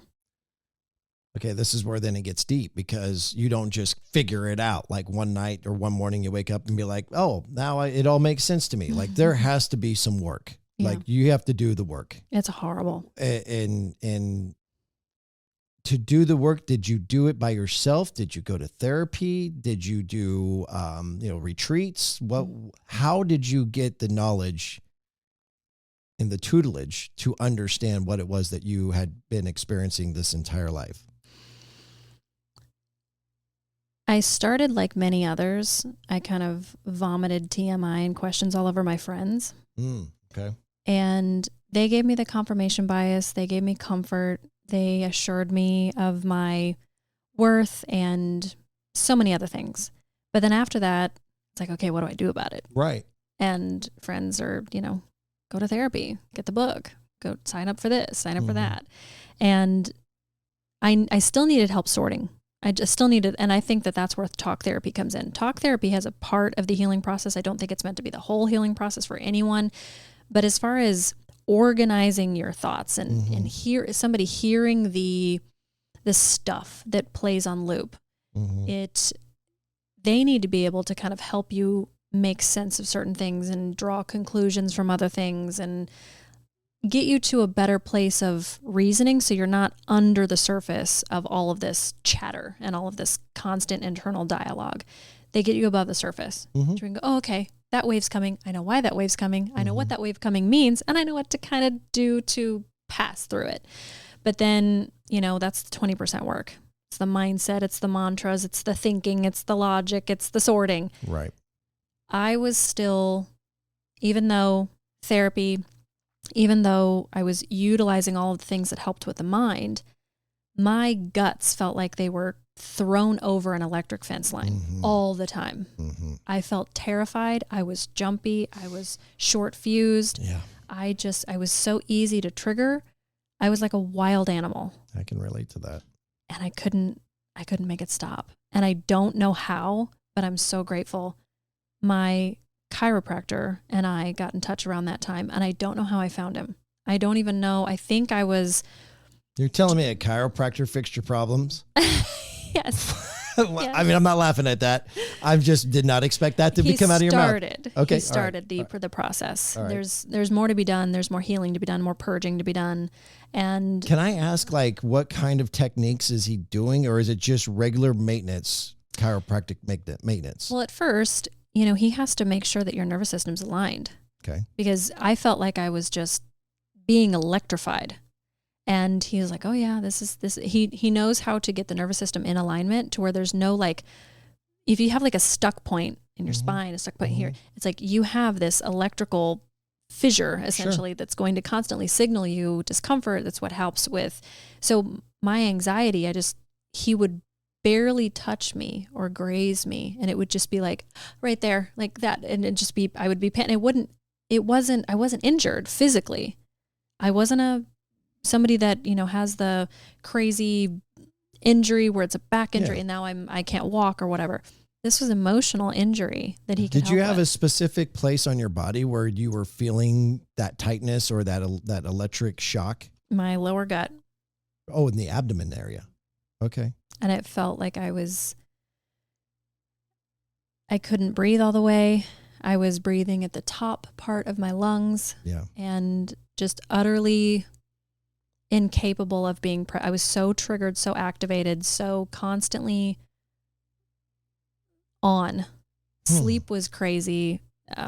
Just anxiety was 24/7. Yeah. Nonstop 24/7 and debilitating. Were you able to find through therapy or research that was a common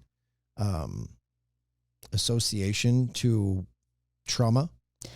That is where my entire relationship with the nervous system began, as it comes to the true fully processing healing and moving through that. I thought, oh my God, if people are in therapy for 20 years for something that happened to them and they're still not getting better, at that point I was like, well, yeah, medication makes sense, because then they're chemically imbalanced, or something else is going on. They have a disorder of some kind, not realizing at all that these people are still processing something that's lodged in their body. Their body stored it in their nervous system, and it's just kept them in a stress response, kept their brain operating in an amygdala survival state. And when we do that, essentially trauma becomes, even in talk therapy, becomes worse, because we go in, we share our bloody story, we re-traumatize ourselves in the re-injury of retelling it. We go through our limbic system does not know time and space, so it puts us back in that room with the abuser. It puts us back in the room with the drug. And we tell the story. We put ourselves back in that state as it's fresh and new. We leave for a week.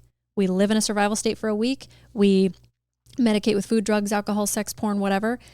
And then we just come back and do it all over again. And nothing goes anywhere. But because you don't want to feel it, they give you a numbing where you don't feel highs, you don't feel lows, you just kind of zombie out. Yeah. And then your life becomes zombified, and you wonder why you're suicidal in 2 years after therapy stops working.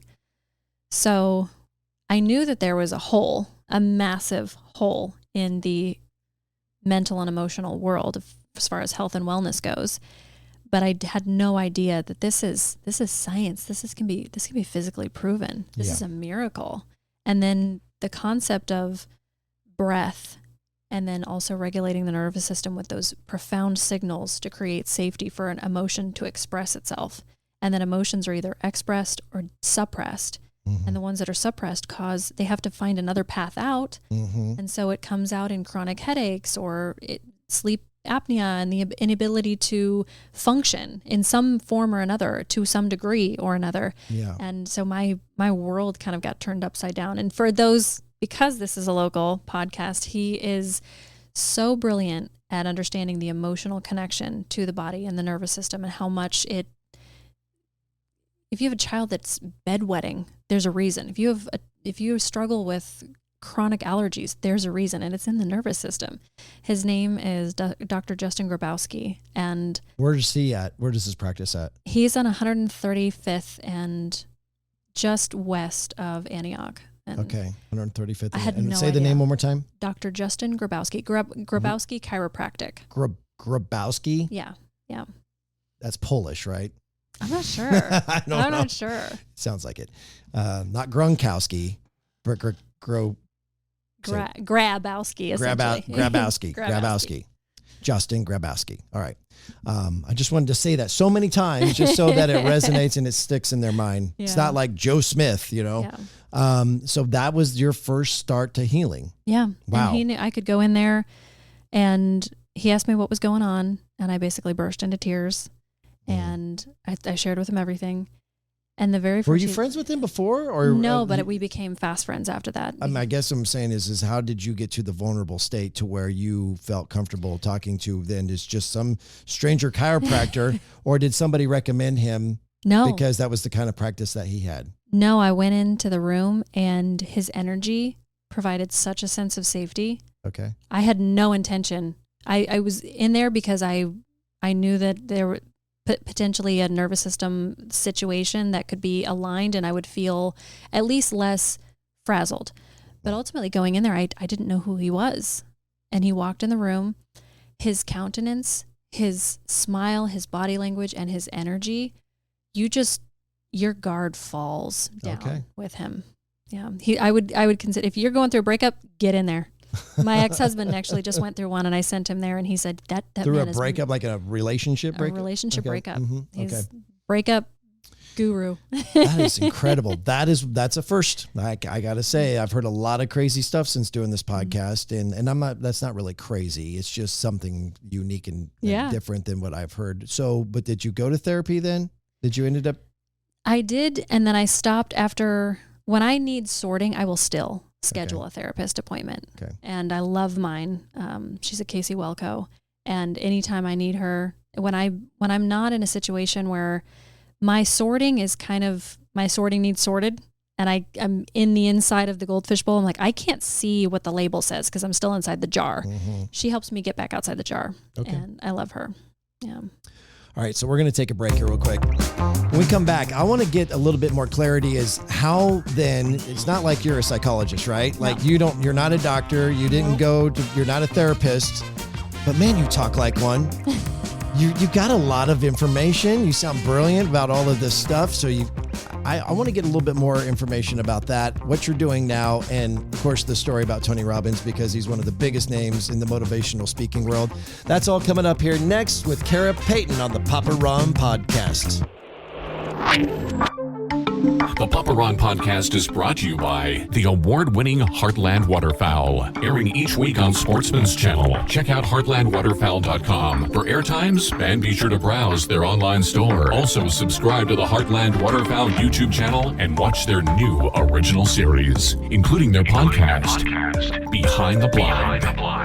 Check it out, and don't doubt the scout. Now, back to the Papa Ron Podcast. Here's Ronnie Phillips and Jillian Gregg.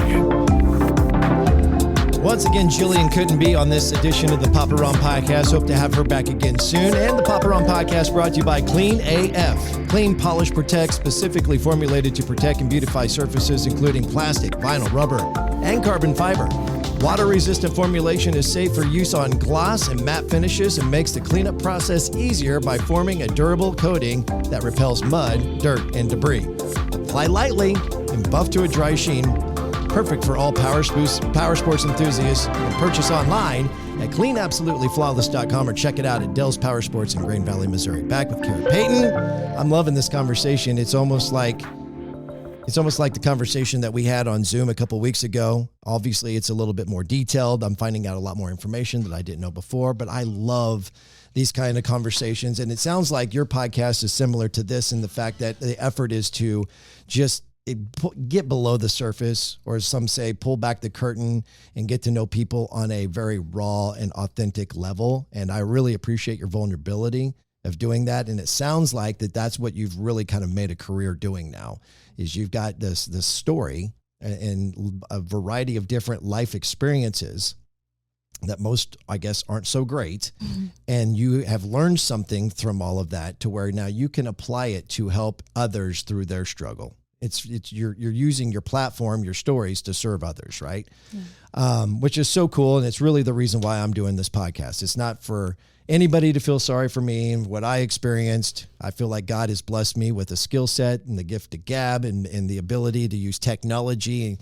and have a network of people and be somewhat influential that by using my story and using my relationships and meeting new people. Again, it was a relationship with a mutual friend that brought us together, that we can collaborate and hopefully this podcast has the ability to help someone down the road. And the beauty about podcasts is that once you do them and they're out there, they live forever, right? It's not like this is a one-time live radio show, and then if you weren't listening while you were driving to work, you missed out on it. So it has the opportunity to influence and impact many people. So I said before we went to break that I was really curious on how you go from going to the chiropractor and maybe going to a therapist every once in a while to gaining this unbelievable amount of knowledge, to where then you are confident to get up in front of people and be a public speaker about a variety of different topics that deal with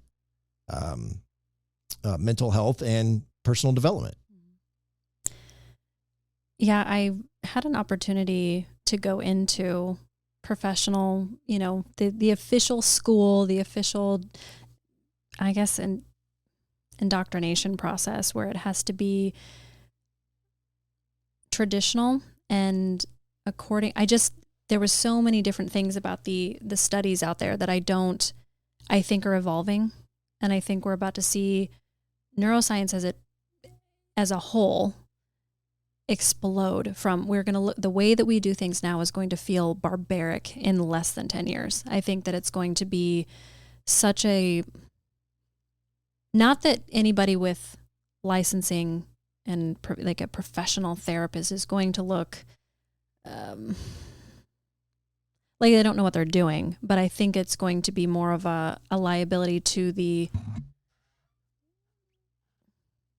the groundwork that you can actually cover with someone. There's just the way that I do things is when someone needs to dive deeper into the subconscious, I don't want rules of my practice to govern where or not I can go with someone to the depths and there's too many rules, there's too many black and white, there's too much red tape, there's too many things that I don't believe in diagnoses. I don't believe in permanent terminal situations for people. And if that were the case, I would have been bipolar in my teens. The suicidal nature that I basically lived under for decades would have demanded that some sort of mental diagnosis would have been necessary. And a lot of different medications pumped through your system. And I can't, I've tried so many times to be like, it would be so nice to have the letters after my name. It would be so nice to feel qualified. It would be so nice to feel educated. And then the more that I would do, because there's so many courses and so many online resources as far as trauma certifications and things that you can go through that would give me that, but at what cost? And every single time I would look through the protocol, I'm like, I don't believe in that. I believe that the human is so much more capable and so much more powerful and so much more.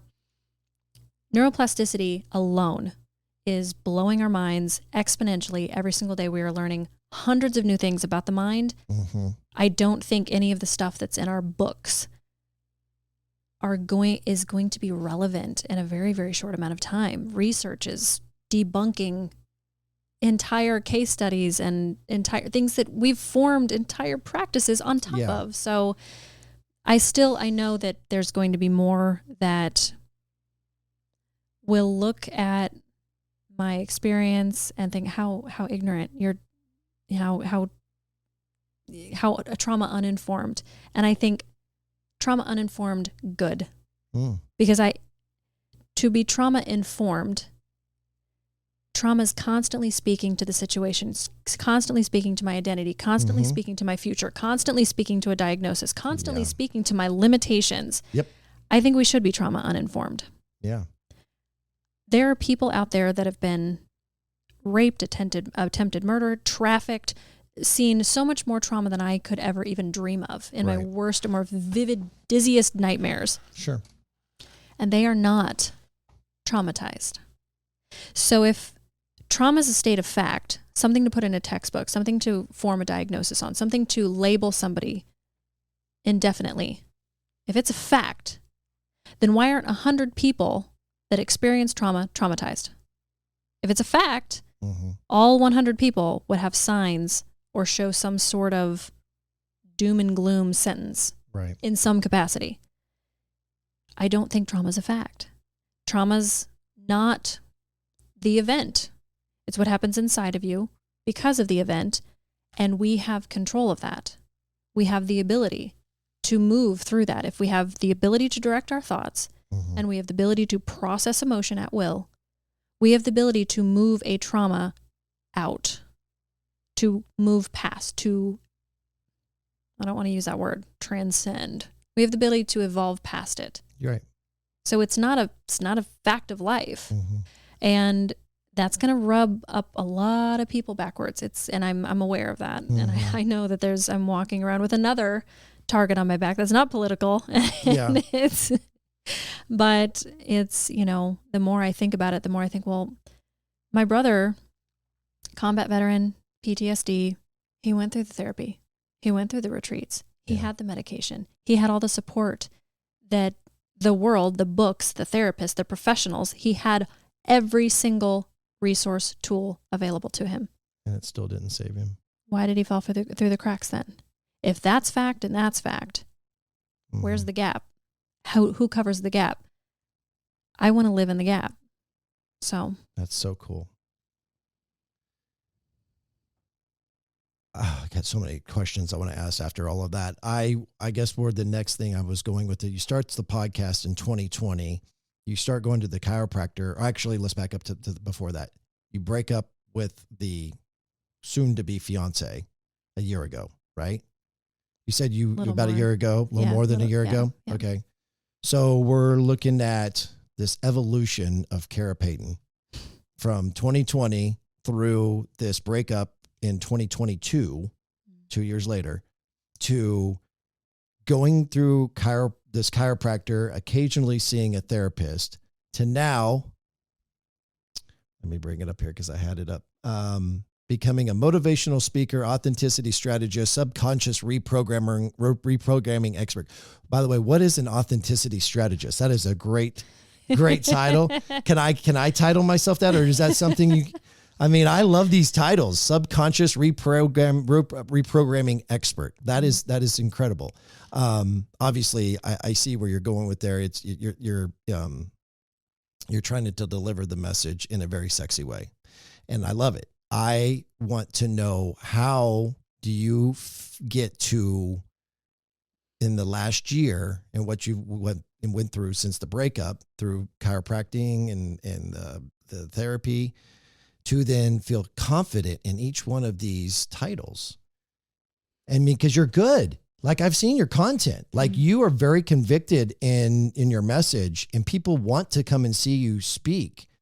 And I'm fascinated that in all of the years of trauma that you experience, and all the different, I mean, the variety of different trauma and different just hard times, that in the time of basically a couple of years, you're doing this.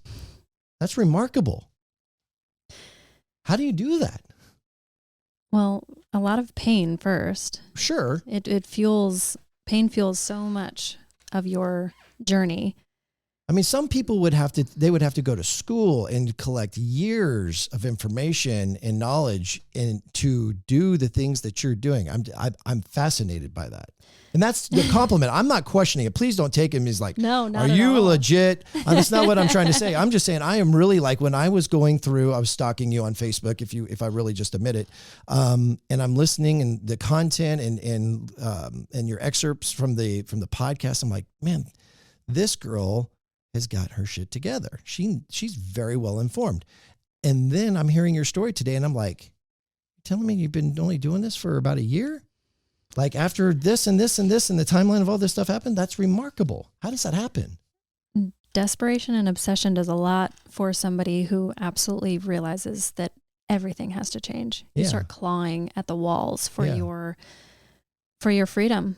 And it clicked together that the common theme in every single pain, every single story, every single revival, every single reinvention, every single new chapter, where I've always gone wrong, is there was an invitation at some point in the crossroads to self-abandon, to choose to be somebody else in order to gain the marriage, the job, the client, the relationship, whatever. There was always a point where I had to lie to myself that, sorry, you can't come with, not all of you, some of you. And then that self-denial, over and over, you start joining in with your abusers. And so when you have the entire world that tells you you're not good enough, you're not enough, I can't love you as you are, you have to become this in order for me to do that, and 80% of you agrees with them, because you locked away 20% of it, this 20%, it never stops seeking you. It never stops chasing you. That's incredible. And it's inherent. And it's not going anywhere. And so every single time you're face down in the dust and the dirt of the arena, after being abandoned again, after being abused again, after being left behind again, when your world is shattered again, and it's nothing but silence, nothing but pain, nothing but the aftermath, right? The dust settles. That whisper is the only thing you hear. And there's so many times I heard that whisper, and I'm like, I know, but I've still got some experimenting to do. I know I can figure this game out. I can jump high enough to make it through that hoop. I can get the approval. I can finally chase it. I will find that horizon, the rainbow pot of gold. I will chase it down, and I will eventually find it. And this 20% part of you goes, okay, I'll be here. The biggest thing that I heard from that is that you were able to understand what that 20% is, recognize its importance, and listen to it when it's talking to you. And so many people don't. And that's why I can speak Mm-hmm. to the degree that I can, because everybody has the 20%. They know they've been ignoring it. Yep. They know they've been playing the game, and they desperately don't want to. Everybody's tired of playing this bullshit facade. Yeah. We're tired of living our lives with this negotiation process of who we are and who we really are. And we just want to be seen, loved, known, heard, felt, connected. We crave intimacy, but we're settling for connection every single day in so many different platforms, in so many different areas, arenas, relationships, workplaces. We want the real, but we settle for filters. We want the genuine and the authentic, Mm-hmm. but we'll settle for anything but. Yep. And it's sad. And our lives are so much more valuable than that. There's so, and to dive into authenticity, even John 8:32 says the truth will set you free. Mm-hmm. And what's ironic is that last relationship, one of the last things he said was he gave that verse. It was before I discovered any of this. I guess he was trying to do it to be some, pitching some wisdom on high, like was the wiser or the more together of us. Mm-hmm. And I chewed on it. Like, you're right. Mm-hmm. And people want freedom. Yeah. The only way to freedom is truth. Yeah. That's deep. That's really good. Very, very good. What, Tony Robbins, how do you, you were a volunteer team builder, Mm-hmm. event production and volunteer team builder for Tony Robbins. Mm-hmm. How does that happen? Tony's world is actually a lot more accessible than people think. Really? Apparently, because I was like, you talked about earlier about you're really good in those situations, and just identifying people's personalities and figuring out what makes them tick. And then, obviously you're kind of a chameleon, Mm-hmm. right? You can adapt to different environments and people Yes. and personalities. Was that were you able to have a conversation with him directly, or was it somebody within the team that gave you the opportunity? So the opportunity is given to anybody that participates in the event as a Oh, participant. okay. You can turn around and volunteer. And I bought a ticket to the event because I actually didn't know anybody thought like Tony Robbins, thought more critically about life, love, the pursuit of happiness. Everybody that I knew in my life was always just wake up, pay the bills, go to the job, day to day, rinse Yeah. and repeat. Nothing about my life was specifically fabulous, but we're supposed to call our lives, blessed Yeah. or something.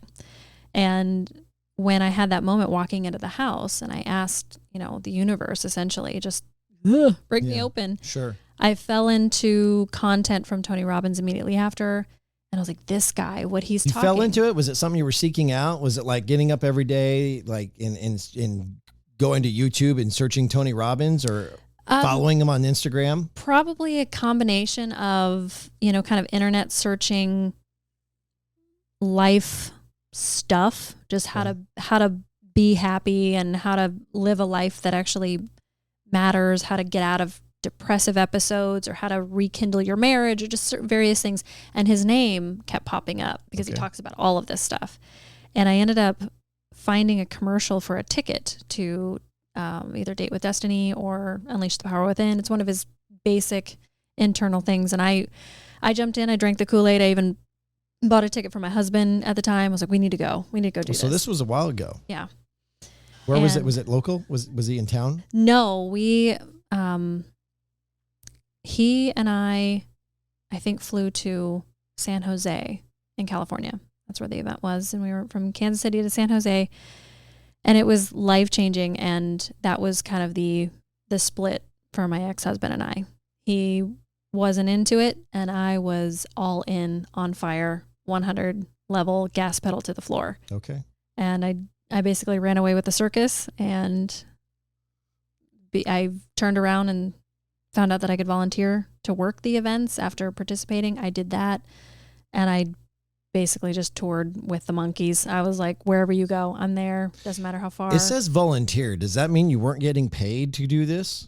Eventually it became where you volunteer for a certain point, but then when they want you at the events, when you're just your service and your level of performance and your ability to just go be wherever needs to be the most helped and you make the events better, you kind of work your way to like, they'll pay for your way for you to go there. And then it does eventually become, we want you on the staff. Can you do this regularly? And unfortunately, to be a staff member with something that's based in San Diego, you need to be able to be there, 2 to 3 weeks out of the month. And that's on top of being in Singapore, being in, London, and so it was just like with kids, I would have loved to have had that opportunity at a different time in my life, but it's so that our paths crossed, and I still just live vicariously through all of that time because who I became. Right. I was a totally different person. You put me in a crew shirt and throw me backstage at one of those events, and I'm on a production riser watching 14,000 people at a time go through something completely life-changing. Yeah. That is the biggest high. It has yet to be replaced by a better, more fulfilling feeling. Did your inspiration to be a motivational speaker, an authenticity strategist, and subconscious reprogramming expert come from watching Tony on stage? 100%. I mean, it's like you see that and go, I want to do what that guy's doing. That guy has influence. He brings so much positivity. People adore him. And I would think that in much of your healing process and a lot of things that and because you were on the road and it wasn't like going one time. Like you got to hear this repeatedly. So it's like out of sight, out of mind, as the old saying is. You hear it one time and then people leave and they just go back to their old ways. You were fortunate enough to where it was in repetition. Yeah, you got to hear it over and over and over again to where you could memorize these performances to where then it's intel for what is actually important for your healing process. Right. And then be able to regurgitate it essentially and to be your own motivational speaker. Yeah. And it wasn't even him and his influence, his power, his energy or anything. That was the showmanship, the performance of it. It's very exciting and it gets your energy buzzed. But at the end of the day, what really drew me to him and made me just fall in love with who he is when he, year after year, event after event, month after month, no matter how many hours these things would take. As we get on Tony time and it's, you're awake for 20 hours, but you still have the same amount of energy that you did when you first woke up the next morning. It was when he would talk about the inherent big life stuff, the qualities of a person missing their potential and then realizing it and transforming and breaking through to the other side of some limit that's been holding them back. He would cry every time. He would talk about the gratitude he had for every single audience member. And at the end of the events, he would just pour into people. And I watched him do this weekend after weekend after weekend, and he never didn't. It was always felt. It was always just such a lay down his heart. Yeah. And it was like, if he can facilitate his own lifestyle, his own health, his own power, his own wealth, his own relationships to where he can sustain that. Yeah. I can't think of a higher purpose for my life. When it starts here, that self-worth to where you are an absolute vessel for transformation for people. That connection, your health is your self-worth, and your self-worth is the value you can offer in the world. And when you do that and you have that build where it starts with you, the airline mask goes on you first, you can actually impact. There's so many people wanting to sell snake oil out there because they're like, I'm compensating for something. I want you to pay for my laptop lifestyle. I don't have any of this shit figured out, but I can sell you that I do. I can make you think that I do. Right. It's still, you're watching this industry kind of split where there's people that do that and you can kind of feel it out, but a lot of people get screwed for, I'm one of them. I've hired coaches before where it's like, oh, there's 50 grand in the hole and none the wiser for it. But then there's people like Tony that keep you tethered to like what really matters. People like Randy Garn, people like Ken Jocelyn, friends that I now have in my corner that speak life into me from a place of absolute overflow and abundance for the love of humanity. They're not, Ken is one of those that says, want something for people, not from them. And he's absolutely a walking testament to that. He wants the best for you, and he will speak it to you until you actually see. You're like, oh God, there it is. There's my potential. There's that identity that you've been talking about all along. That's so cool. I'm so proud of you in with everything that you've gone through, and to be so committed and dedicated to the why, right? Because you don't get there. Nobody, I've tried to tell this to people, and there's some people, actually 20% of the people get it, 80% of the people don't. And that is, you can be an aspiring entrepreneur, you can aspire to be a business owner, all this, that, and the other. But if you don't have something, have a why that is deeper than just making a lot of money, then you're not going to meet your full potential of success. Yeah. And you need to have a why that encompasses why, but then also why you wouldn't. Yeah. Yeah. The why not matters too. Right. For sure. So I'm really proud of you for what you've been able to do and overcome. Have you, do you still keep in touch with Tony or any of his people? How have you not had Tony Robbins on your podcast is where I'm going with this. And then can you get him on mine? Right. No, I actually haven't talked to him since 2017, 2018. And, but I'm still in touch with a lot of the crew members, a lot of the old staff, and my everyday phone call I have with his head of security, for 17 years. And he's one of my dearest friends, definitely a father figure for me, Alonzo. Cool. And, but yeah, there's still a lot of family members that are still connected. But as far as the guy up top, he's on to bigger, crazier things and out still saving the world. So it's definitely haven't talked to him in a really long time. Just keep plugging away, and then you're going to be big enough and important enough to where he's going to make time for you. Put me on his stage. That's what, right. That's what I'm trying to tell myself with this podcast.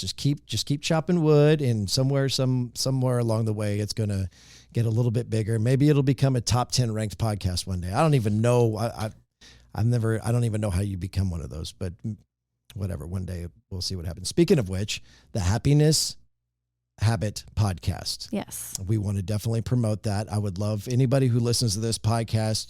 You know who you are. And many of you listen because you like the deep, raw, authentic content that talks about mental health, or the personal development side of it. And you're going to get all of that and more with your podcast. That's the hope. Yeah. And you're more frequent than I am, because I did 37 episodes in my first year. I was really proud of that, but you're trying to do 1 to maybe even 2 episodes a week. That has been the setup. I have also, like you, now that I've had some significantly large guests on mine, and I've been wanting to come up with a workflow that is more supportive, definitely more, just a better workflow in general that's more effective, that promotes my guests even on a higher level. And so I've been kind of I have like 10 episodes that are uploaded from like Sean Whalen and Cody Jefferson, like just amazing people. Yeah. Who are some others that people might recognize, names that, like, if they're listening to this, to give them a little bit of bait, throw them some bait. Mention some of the biggest names that you've had on your podcast. Oh gosh. Sean's definitely the most recent that I need to get that thing uploaded. I hold myself to a standard that it has to be perfect. No, and so it's been staying it's in the queue forever. For those of you who don't know, that's so get in there, subscribe to her podcast. You know that it's coming soon. Yes, absolutely. Lions Not Sheep coming at you soon. All right. Any others? I'm definitely really excited about all of the episodes I've had with Brian Covey, Ken Jocelyn, Amberly Lago's coming soon. Cool. That's coming in July. Keith Yackey's coming tomorrow. He does Married Game. He does very, very raw content for relationship people. So he gives no bullshit about it. He'll tell you exactly how it is. And Cody Jefferson's a powerful motivational speaker, really, really stand-up guy, and does Embrace the Lion, not to be confused with the Lion's Den that Sean Whalen does, but they're both powerhouses. I'm super blessed to have all of the guys on that I've had. A few doctors, Dr. Rob Kelly is on there.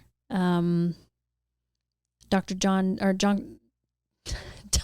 James is, we're going to get into the nitty gritty of the sciences, and there's definitely plenty of upcoming stars and just very revelatory, deep conversative people that do not hold. Jake Havron did not hold back of his beginning story. He also has an occasion with Tony Robbins that was a pretty fantastic story too. And you'll occasionally be seen on KCTV 5 or Fox 4. You've been making some appearances, actually even recently within the last few weeks. I think you were on, which I want to say Fox 4. Was it Fox 4? They were both within like a month of each other. Okay. So Kansas City. You're all over the place. You're crushing it. You're crushing it. The podcast is doing great. You're, doing public appearances. I saw where you flew to, was it Oklahoma or Texas? Texas. Okay. Yeah. And so you're all over the map doing public speaking. You've been in a number of different magazines. And so just keep doing your thing, girl. I'm proud of you. This is really, really cool. Make sure that if they wanted to find you, I'm sure, because I know you put content out on social media, how would they find you? Honestly, pick your poison. I would Google me, and whatever pops up that's the most relevant, do that. My website's getting revamped in the summer, so it's going to be more of a conversational, deep place where people can hang out and have better conversations. But do you know what that URL is? KaraPayton.com. And then Perfect. if Kara with a K, Payton with an A instead of an E. Yes. And so because podcasts live out there forever, and somebody might be listening to this a year later, we want to make sure that they're going to the right place. Thank you so much. Are you a meat eater? I am. Okay. Well, did you hear me talking about the sponsor that we had of the Papa Ron podcast? I did. Yeah. So everybody on the Papa Ron podcast who's a guest is going to get a gift package. Oh, beautiful.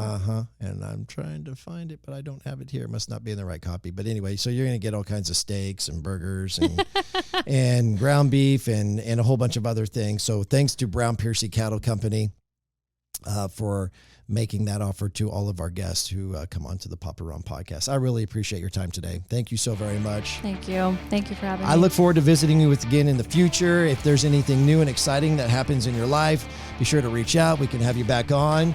And who knows, maybe I'll be on the old Happiness Habit podcast somewhere down the road, right? Talking about what we're doing over here on the Papa Ron podcast. Thank you so much to Kara Payton. Sorry Jillian couldn't be on this week. We'll hope to have her next time.